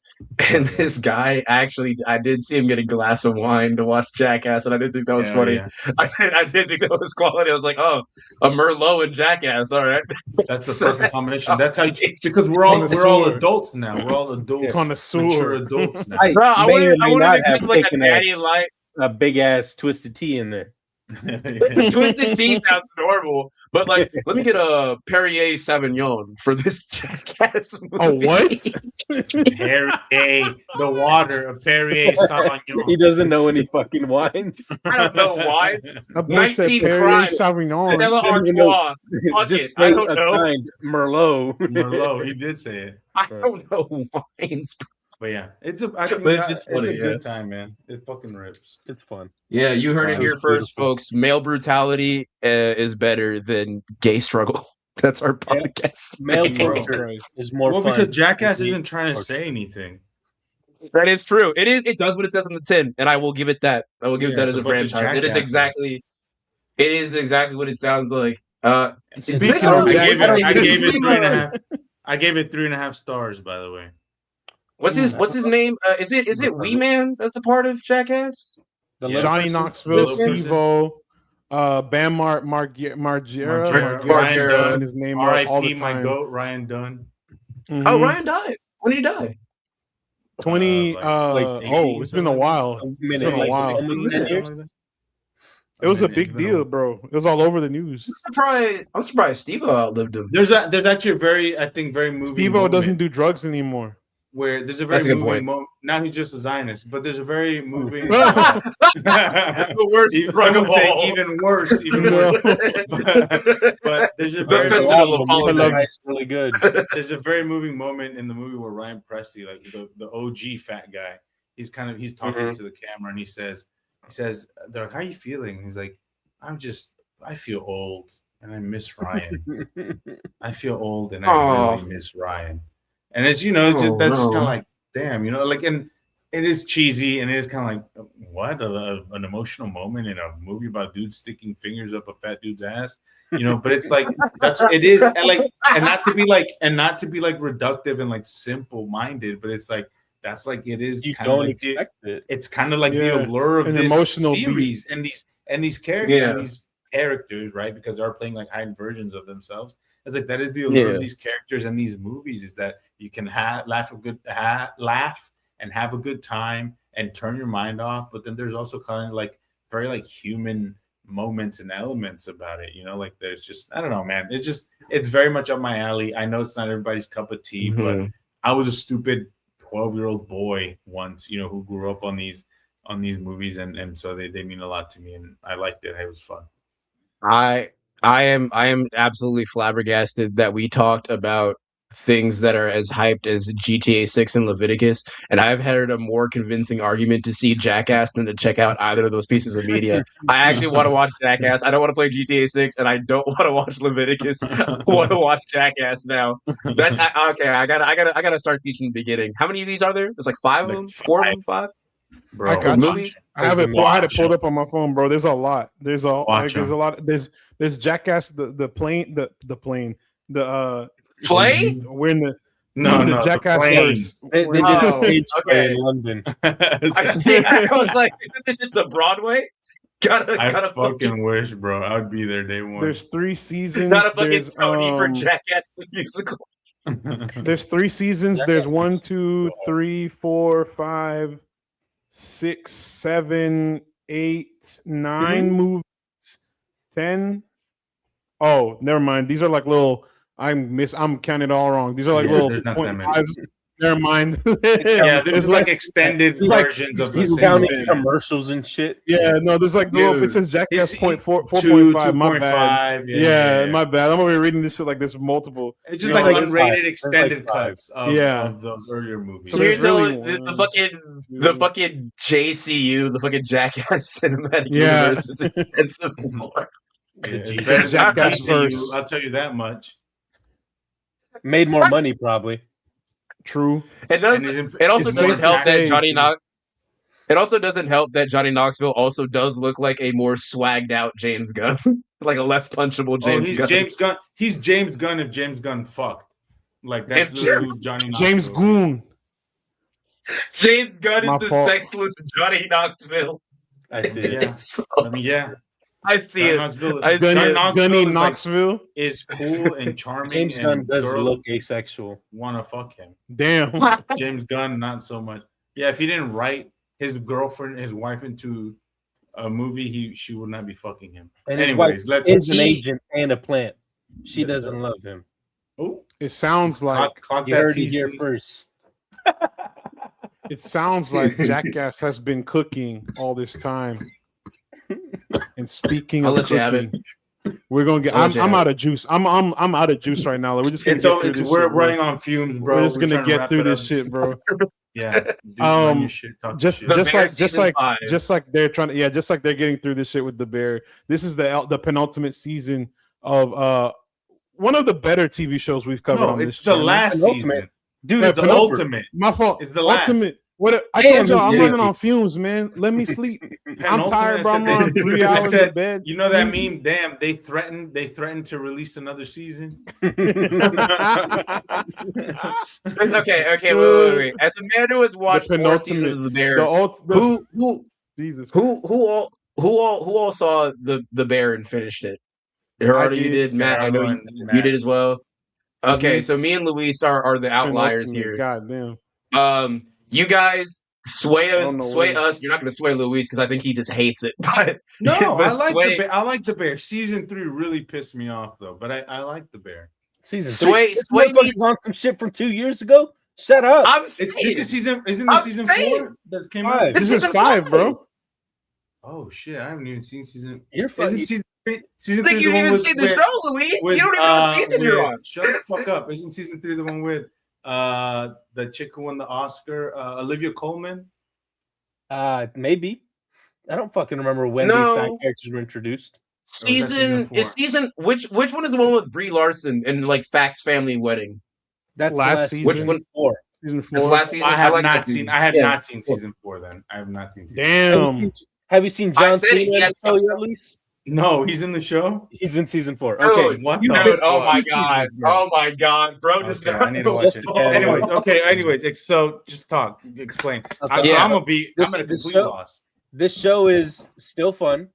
It's still sweet, and it still makes you feel things. Yes, I agree that season 3 was a bit of a lull, but I think we're past that. We've been past that for 2 years. It made me stop watching it. So the season has a little bit of a rocky start just because when the episodes are really short. And, they did this thing where the whole season is basically one day. Right? It was like 24. And at first I was like, "Fuck, that's annoying," but then I got used to it, and I was like, "Okay, I still care about these characters. I still care about the rest." Motherfuckers never seen The Pit. Why the fuck would I watch that? You know who the star is. I mean, that's their gimmick. Anyway, you completely derailed my train of thought, bitch. Episodes. I still like the show, and I think it's fun, and I yeah, think it's what it needs to be. I don't think it needs a fucking Emmy. Who gives a shit? Yes, it's a comedy. Stop being a fucking little bitch and crying about it. Yes. It's a comedy. Critics are really upset about it. Yeah, it makes you laugh all the fucking time. If it makes you laugh that much, and if it has a character played by fucking what's his name? Matty Matheson.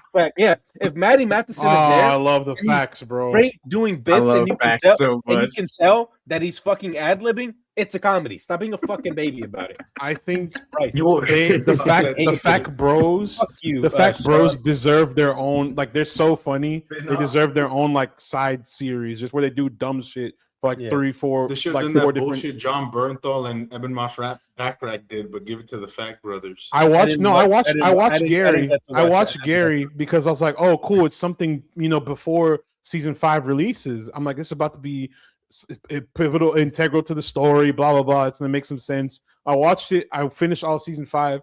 To this day, I'm like, what was the... Yes, it gives you the emotional background of... saying, there's 2 sides to every conflict. No, I'll tell yeah, you. him. It was like it's him coked out for like 45 minutes, being like, the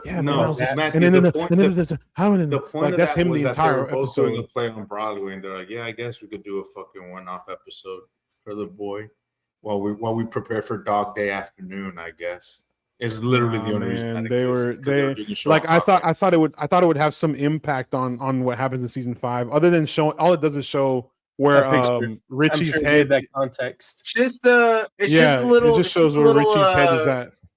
A little extra, just like in cooking, it's a little garnish. Just a little, like you can have it or you cannot. But anyways, keep talking about season 5. Like Gerardo said, he liked it. He said it adds no flavor. Comedy. People stop crying about it. Matthew, do we have any new? Because I know they will randomly put a lot of like guest stars in it. Do we have any new like stars? Any new appearances from the newest talent? 2 people, one girl, Cheese, who was like fucking annoying at the beginning, but I was like, all right, she all right. As it went on, she's just there to female computer daughter. Matt, what's his name? The what? Rob Reiner's role. She horned in R.I.P. to get James and the computer on the same page as Ibra on franchising the bear, which is it's just a little tidbit. That's all side it was. Quest. I think she did fine, and I don't think her character was too annoying. It was whatever. I think she was annoying, bro. But that's just me. I think Jimmy Cicero is probably the funniest and the greatest character. His line delivery, it's giving what's it called? Soldier Boy before they fucked his writing up. Like everything he says is fucking hilarious. It's an incredible. It's so actor. funny.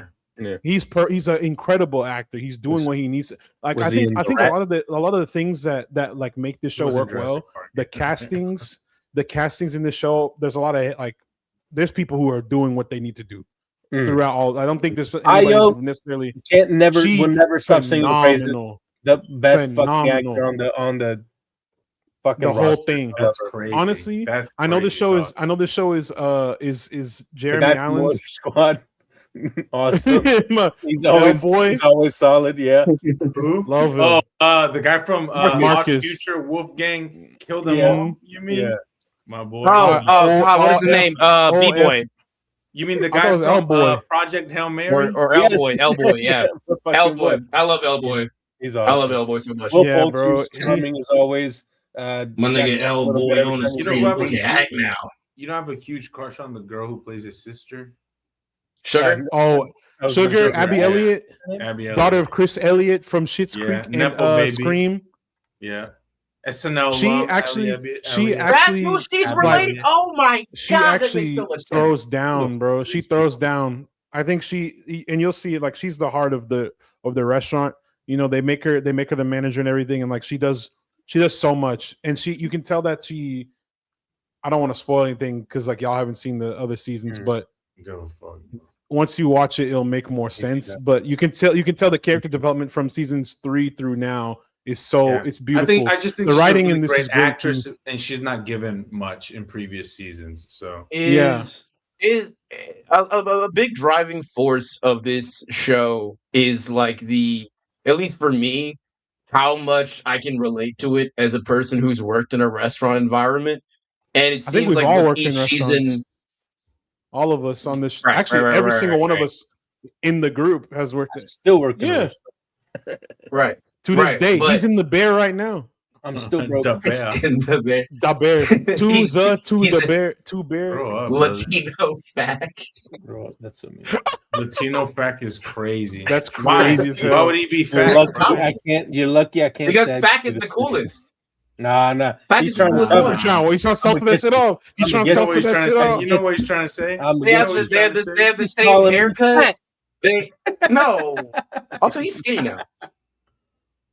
Oh, probably skinny queen. Yeah, but one of the big driving forces of this is like how hectic the restaurant aspect of it is, and with each season, it's gotten progressively more and more just like bad, like just intense. Like it makes you feel like you're at work, and I don't like that, but I also really do like it. Does it feel like it's dialed up to an 11 because this is the final season, right? This is their swan song. Does it feel like this is like balls to the wall, down to the wire? I mean, intense. From the first episode. Yeah, it's like it goes straight to shit in the first episode. But the way it happens in this season, the way Gerardo explained, like it's the first 7 episodes are all one day, and the last episode is 6, 7. The last episode is the follow up to all of this. I'm sorry, I had to do it. It's on my contract. The last episode was like the wrap up of all this and seeing where is everyone? They're tying up all the storylines. Like, okay, look, Richie is now co-parenting and being a good father. Carmi's deciding what to do with his career, with his future, this, that, and the other. Like it's like, yeah, we're done. Yeah, pretty much. Like we're done with this main story. We're not making a sequel series or any spin-offs. How do we just close these chapters in a way that's beautiful and it makes sense? I think they landed the plane pretty well. It was rocky at the start because I was like, what's going on, man? Like, this is. That's why I said that. I texted in the chat. I was like, I don't know how I feel about this show right now because I'm used to the intensity and high energy from previous seasons. This one started off intense, but I was like, what the fuck, man? It's kind of lacking. But then it picked up when it needed to pick up. I'm like, okay, we're back. We're good. It's safe. I take back what I said. So all in all, this is one of the better TV shows. I mean, shit, we watched Spider Noir. I've watched Asphoria season 3. Like I've seen a lot of dog shit this year, and the Bear is saving me, bro. The Bear has saved me. Praise God. Can I ask you a quick question? Yeah. Do we get a happy ending? Yeah, is it? I'd say. Let me rephrase that. Do we get? Because Matt said it's a satisfying ending, so yeah, I would prefer a happy ending. Really, like did the majority of characters at least get like a pretty satisfying send off, or do you think there's anybody who felt like their ending was underdeveloped or didn't really stick with you? I would say if anyone has an ending that I don't love, it's Carmi. That's the only one. Yeah, I think they're doing what they should be doing, but Carmi ends up in a weird spot. Their growth from season 1 to this point, like when this restaurant starts off as the beef to where it is now, I think every person has gone through their own character arc, especially when they did their focuses on Marcus, Tina, etc. Richie, that was so well done. Right. So it all makes sense at this end point. But Carmi's kind of like, where do we go from here? To be honest, Carmi out of all of them would be the one that it makes sense to have the most fucked up, complicated ending. This is strange. I'm with Luis on that one. I think if anything, the dissatisfaction or like the lack of like a objectively less somber ending, I guess, a more solidified ending for Carmi, right? The lack of that, I think, is more impactful because Carmi in and of himself isn't just like a straightforward good to bad guy. He's like a good to bad to everything else in between, fluctuating, constantly having the worst fucking life possible. And we see him have breakdowns multiple times over the series. And I think that an ending bittersweet, as tragic as it may be when everybody else gets happier endings or like gets bettered lives, right? Not knowing where he's going to go and still having to try to think about that yourself as an audience member kind of helps put you in Carmi's shoes of where do I go from here, et cetera, and so forth. What kind of ending do I deserve? You know, it kind of puts you in the shoes of who is overall somewhat of the main character, even though there's several like, you know, deuteragonists and all that of this franchise. I think it's or not franchise, but like show, right? I think that's good. I think that's a good way to say it. I liked season 4. I've pretty much liked almost every season of The Bear. I'm thinking it's got exponentially better. 3 was a little bit but it was still pretty good and pretty watchable because I do like the show and it is funny, as stated. I'm always happy when this comes around, so I'm going to give my hype meter for this, for watching it, a 5 out of 5. Because it is the final season. I have loved these characters. I've enjoyed the story. It makes something as simple as passing a fucking fire alarm inspection feel like it's a fucking episode of 24 down to the wire, right? Like it feels intense, and it's literally just something as simple as like burning onions. You know, it makes you feel for these people because they're going through real problems and things that you can relate to. So I'm very interested in this. Luis, you were mixed on the previous seasons, so much so that you haven't watched the most recent two. What would you say is your hype meter? Not just for it was more for it's more due to a lack of time more than anything. That's fair. I like this show. I like these characters. I like kind of like what this world is. And the fact that it has wrapped up. And I think I always like when a show makes the decision to be like, hey, that's it. We're done. We're not it's essentially batting 1,000. You know, you quit before you fuck up. Yeah. You leave the game before the game leaves you. Yeah, exactly. Exactly. The opposite of LeBron James. I think not too much about game left him. I think it's a smart decision. So I'm gonna check it out. I'm gonna catch up. I'm gonna catch season 4 and then catch up with season 5. And what would you say is your hype meter to return to the show? Or what would you put it at? Since you're coming back to it. Probably for 3.5. I really hated season 3. Like I really did not like it. And so it's gonna be kind of frustrating getting back into it. But I'm sure once I kind of a couple episodes into season 4, I'll be like, I'm back. We're back in this bitch. You know, I love this world and I love this show, and so I'll probably binge it all tomorrow at work. We'll see, but I'm excited. Mm-hmm. Okay. More camel for this guy. As the two for you. As the two people who have made it to the final course of the bear. Because it's a 5-course meal.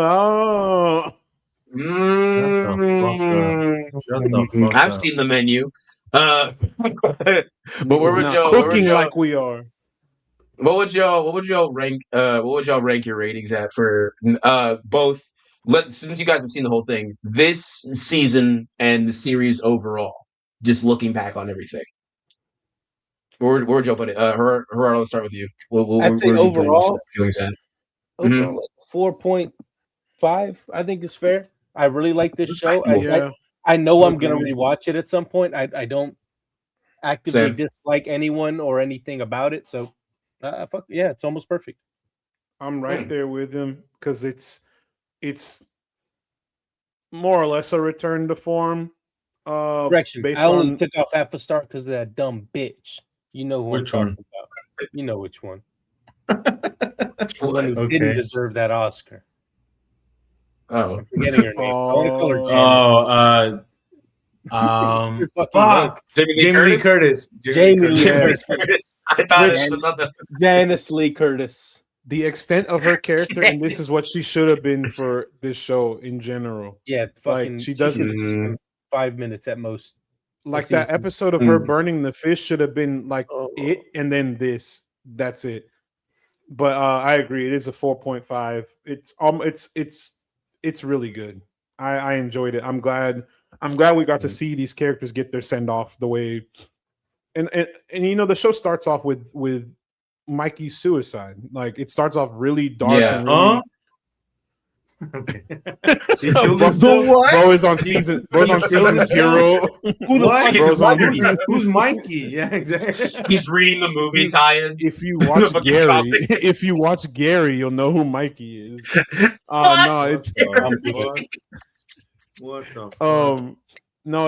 It starts off at a very. I think it's a good like contrast from where the show starts. The energy that was that created the bear. We see Carmi's mental illness throughout five seasons coming to a head over here in season 4, and in season 5 we see the turnaround. Him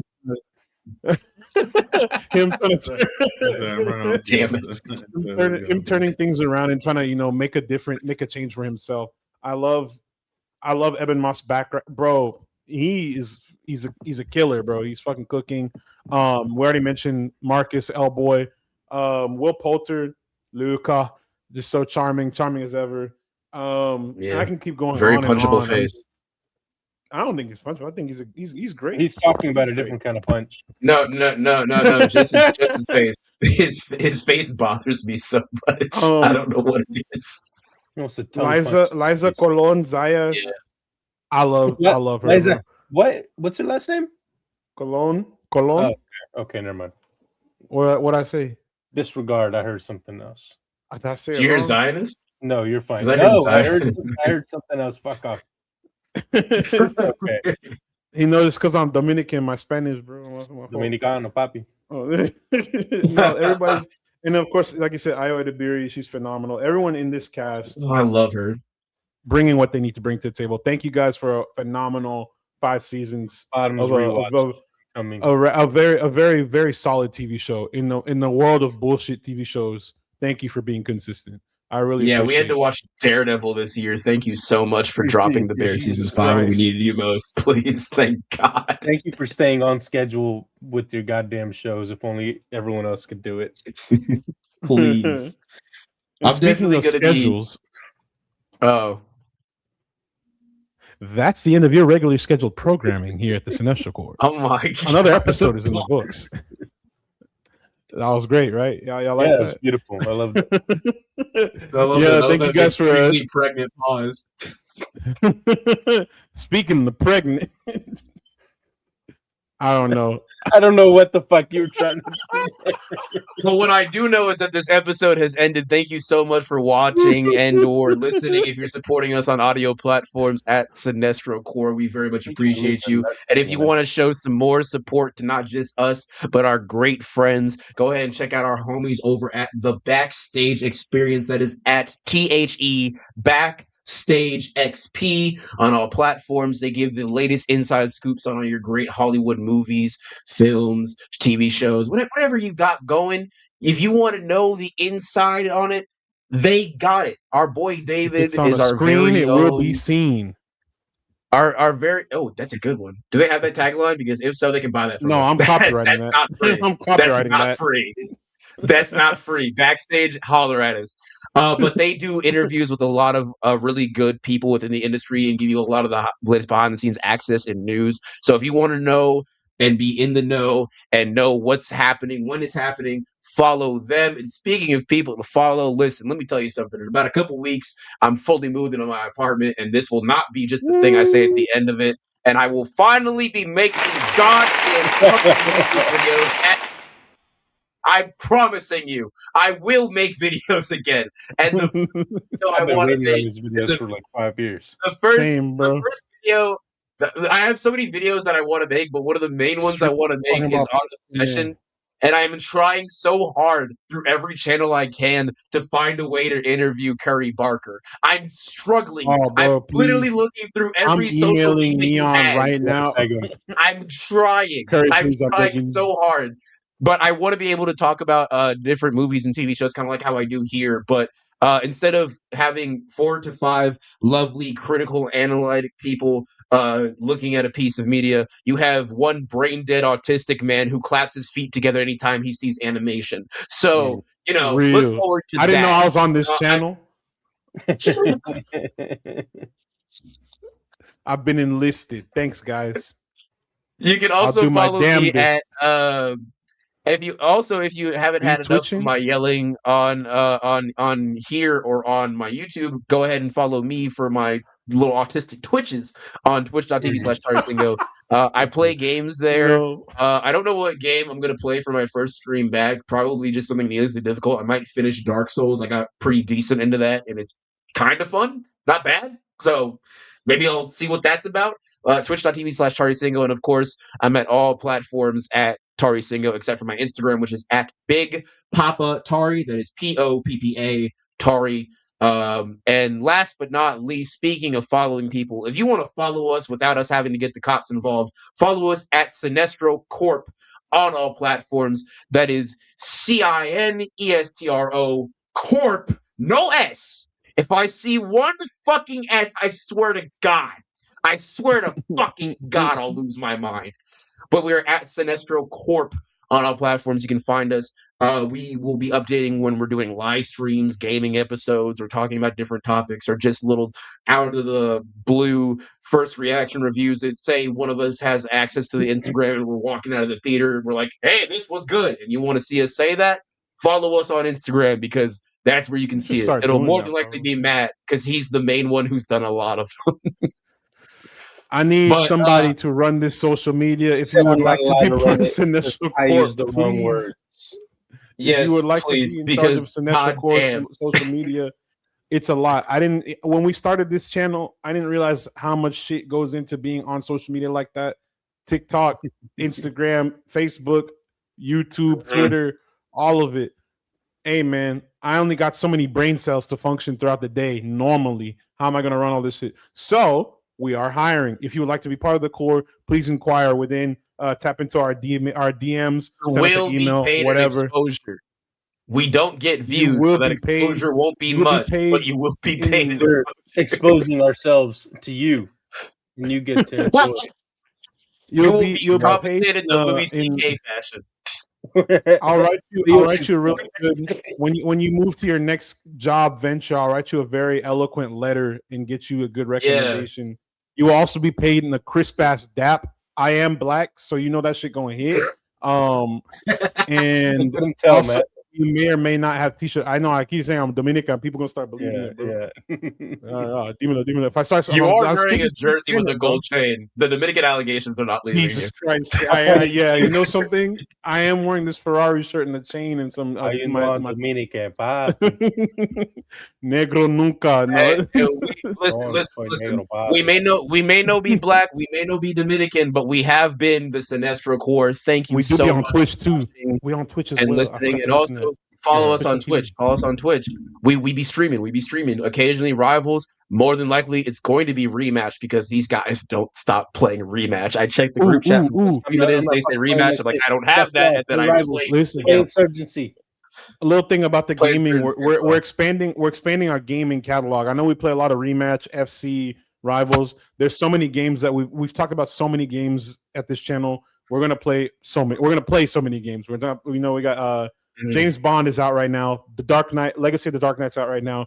Wolverine comes out in September. We're going to be doing some playthroughs. There's a thing I want us to do called Drunk Souls, where you play Dark Souls and you take a shot every time you die. We're going to have a great time. Get yourselves ready. Prepare yourselves. Who's done it? Don't do it. Don't do it. They don't know about me. They don't know. They never play with an African. They never play with an African, bro. You're telling us you're gonna self-harm, and I will stop you. Man, after the tutorial, I want you to know. I was in the first area, and I was already 4 shots deep. Never mind.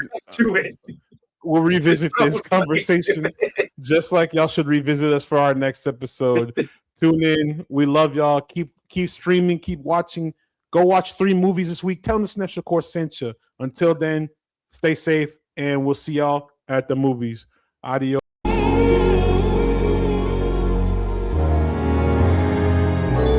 the kings of the screen, yeah. Sinestro Core, we're the dream, yeah. New episode Saturday afternoon. We in your ear, that comic book crew. More good it takes. What we do, Sinestro Core.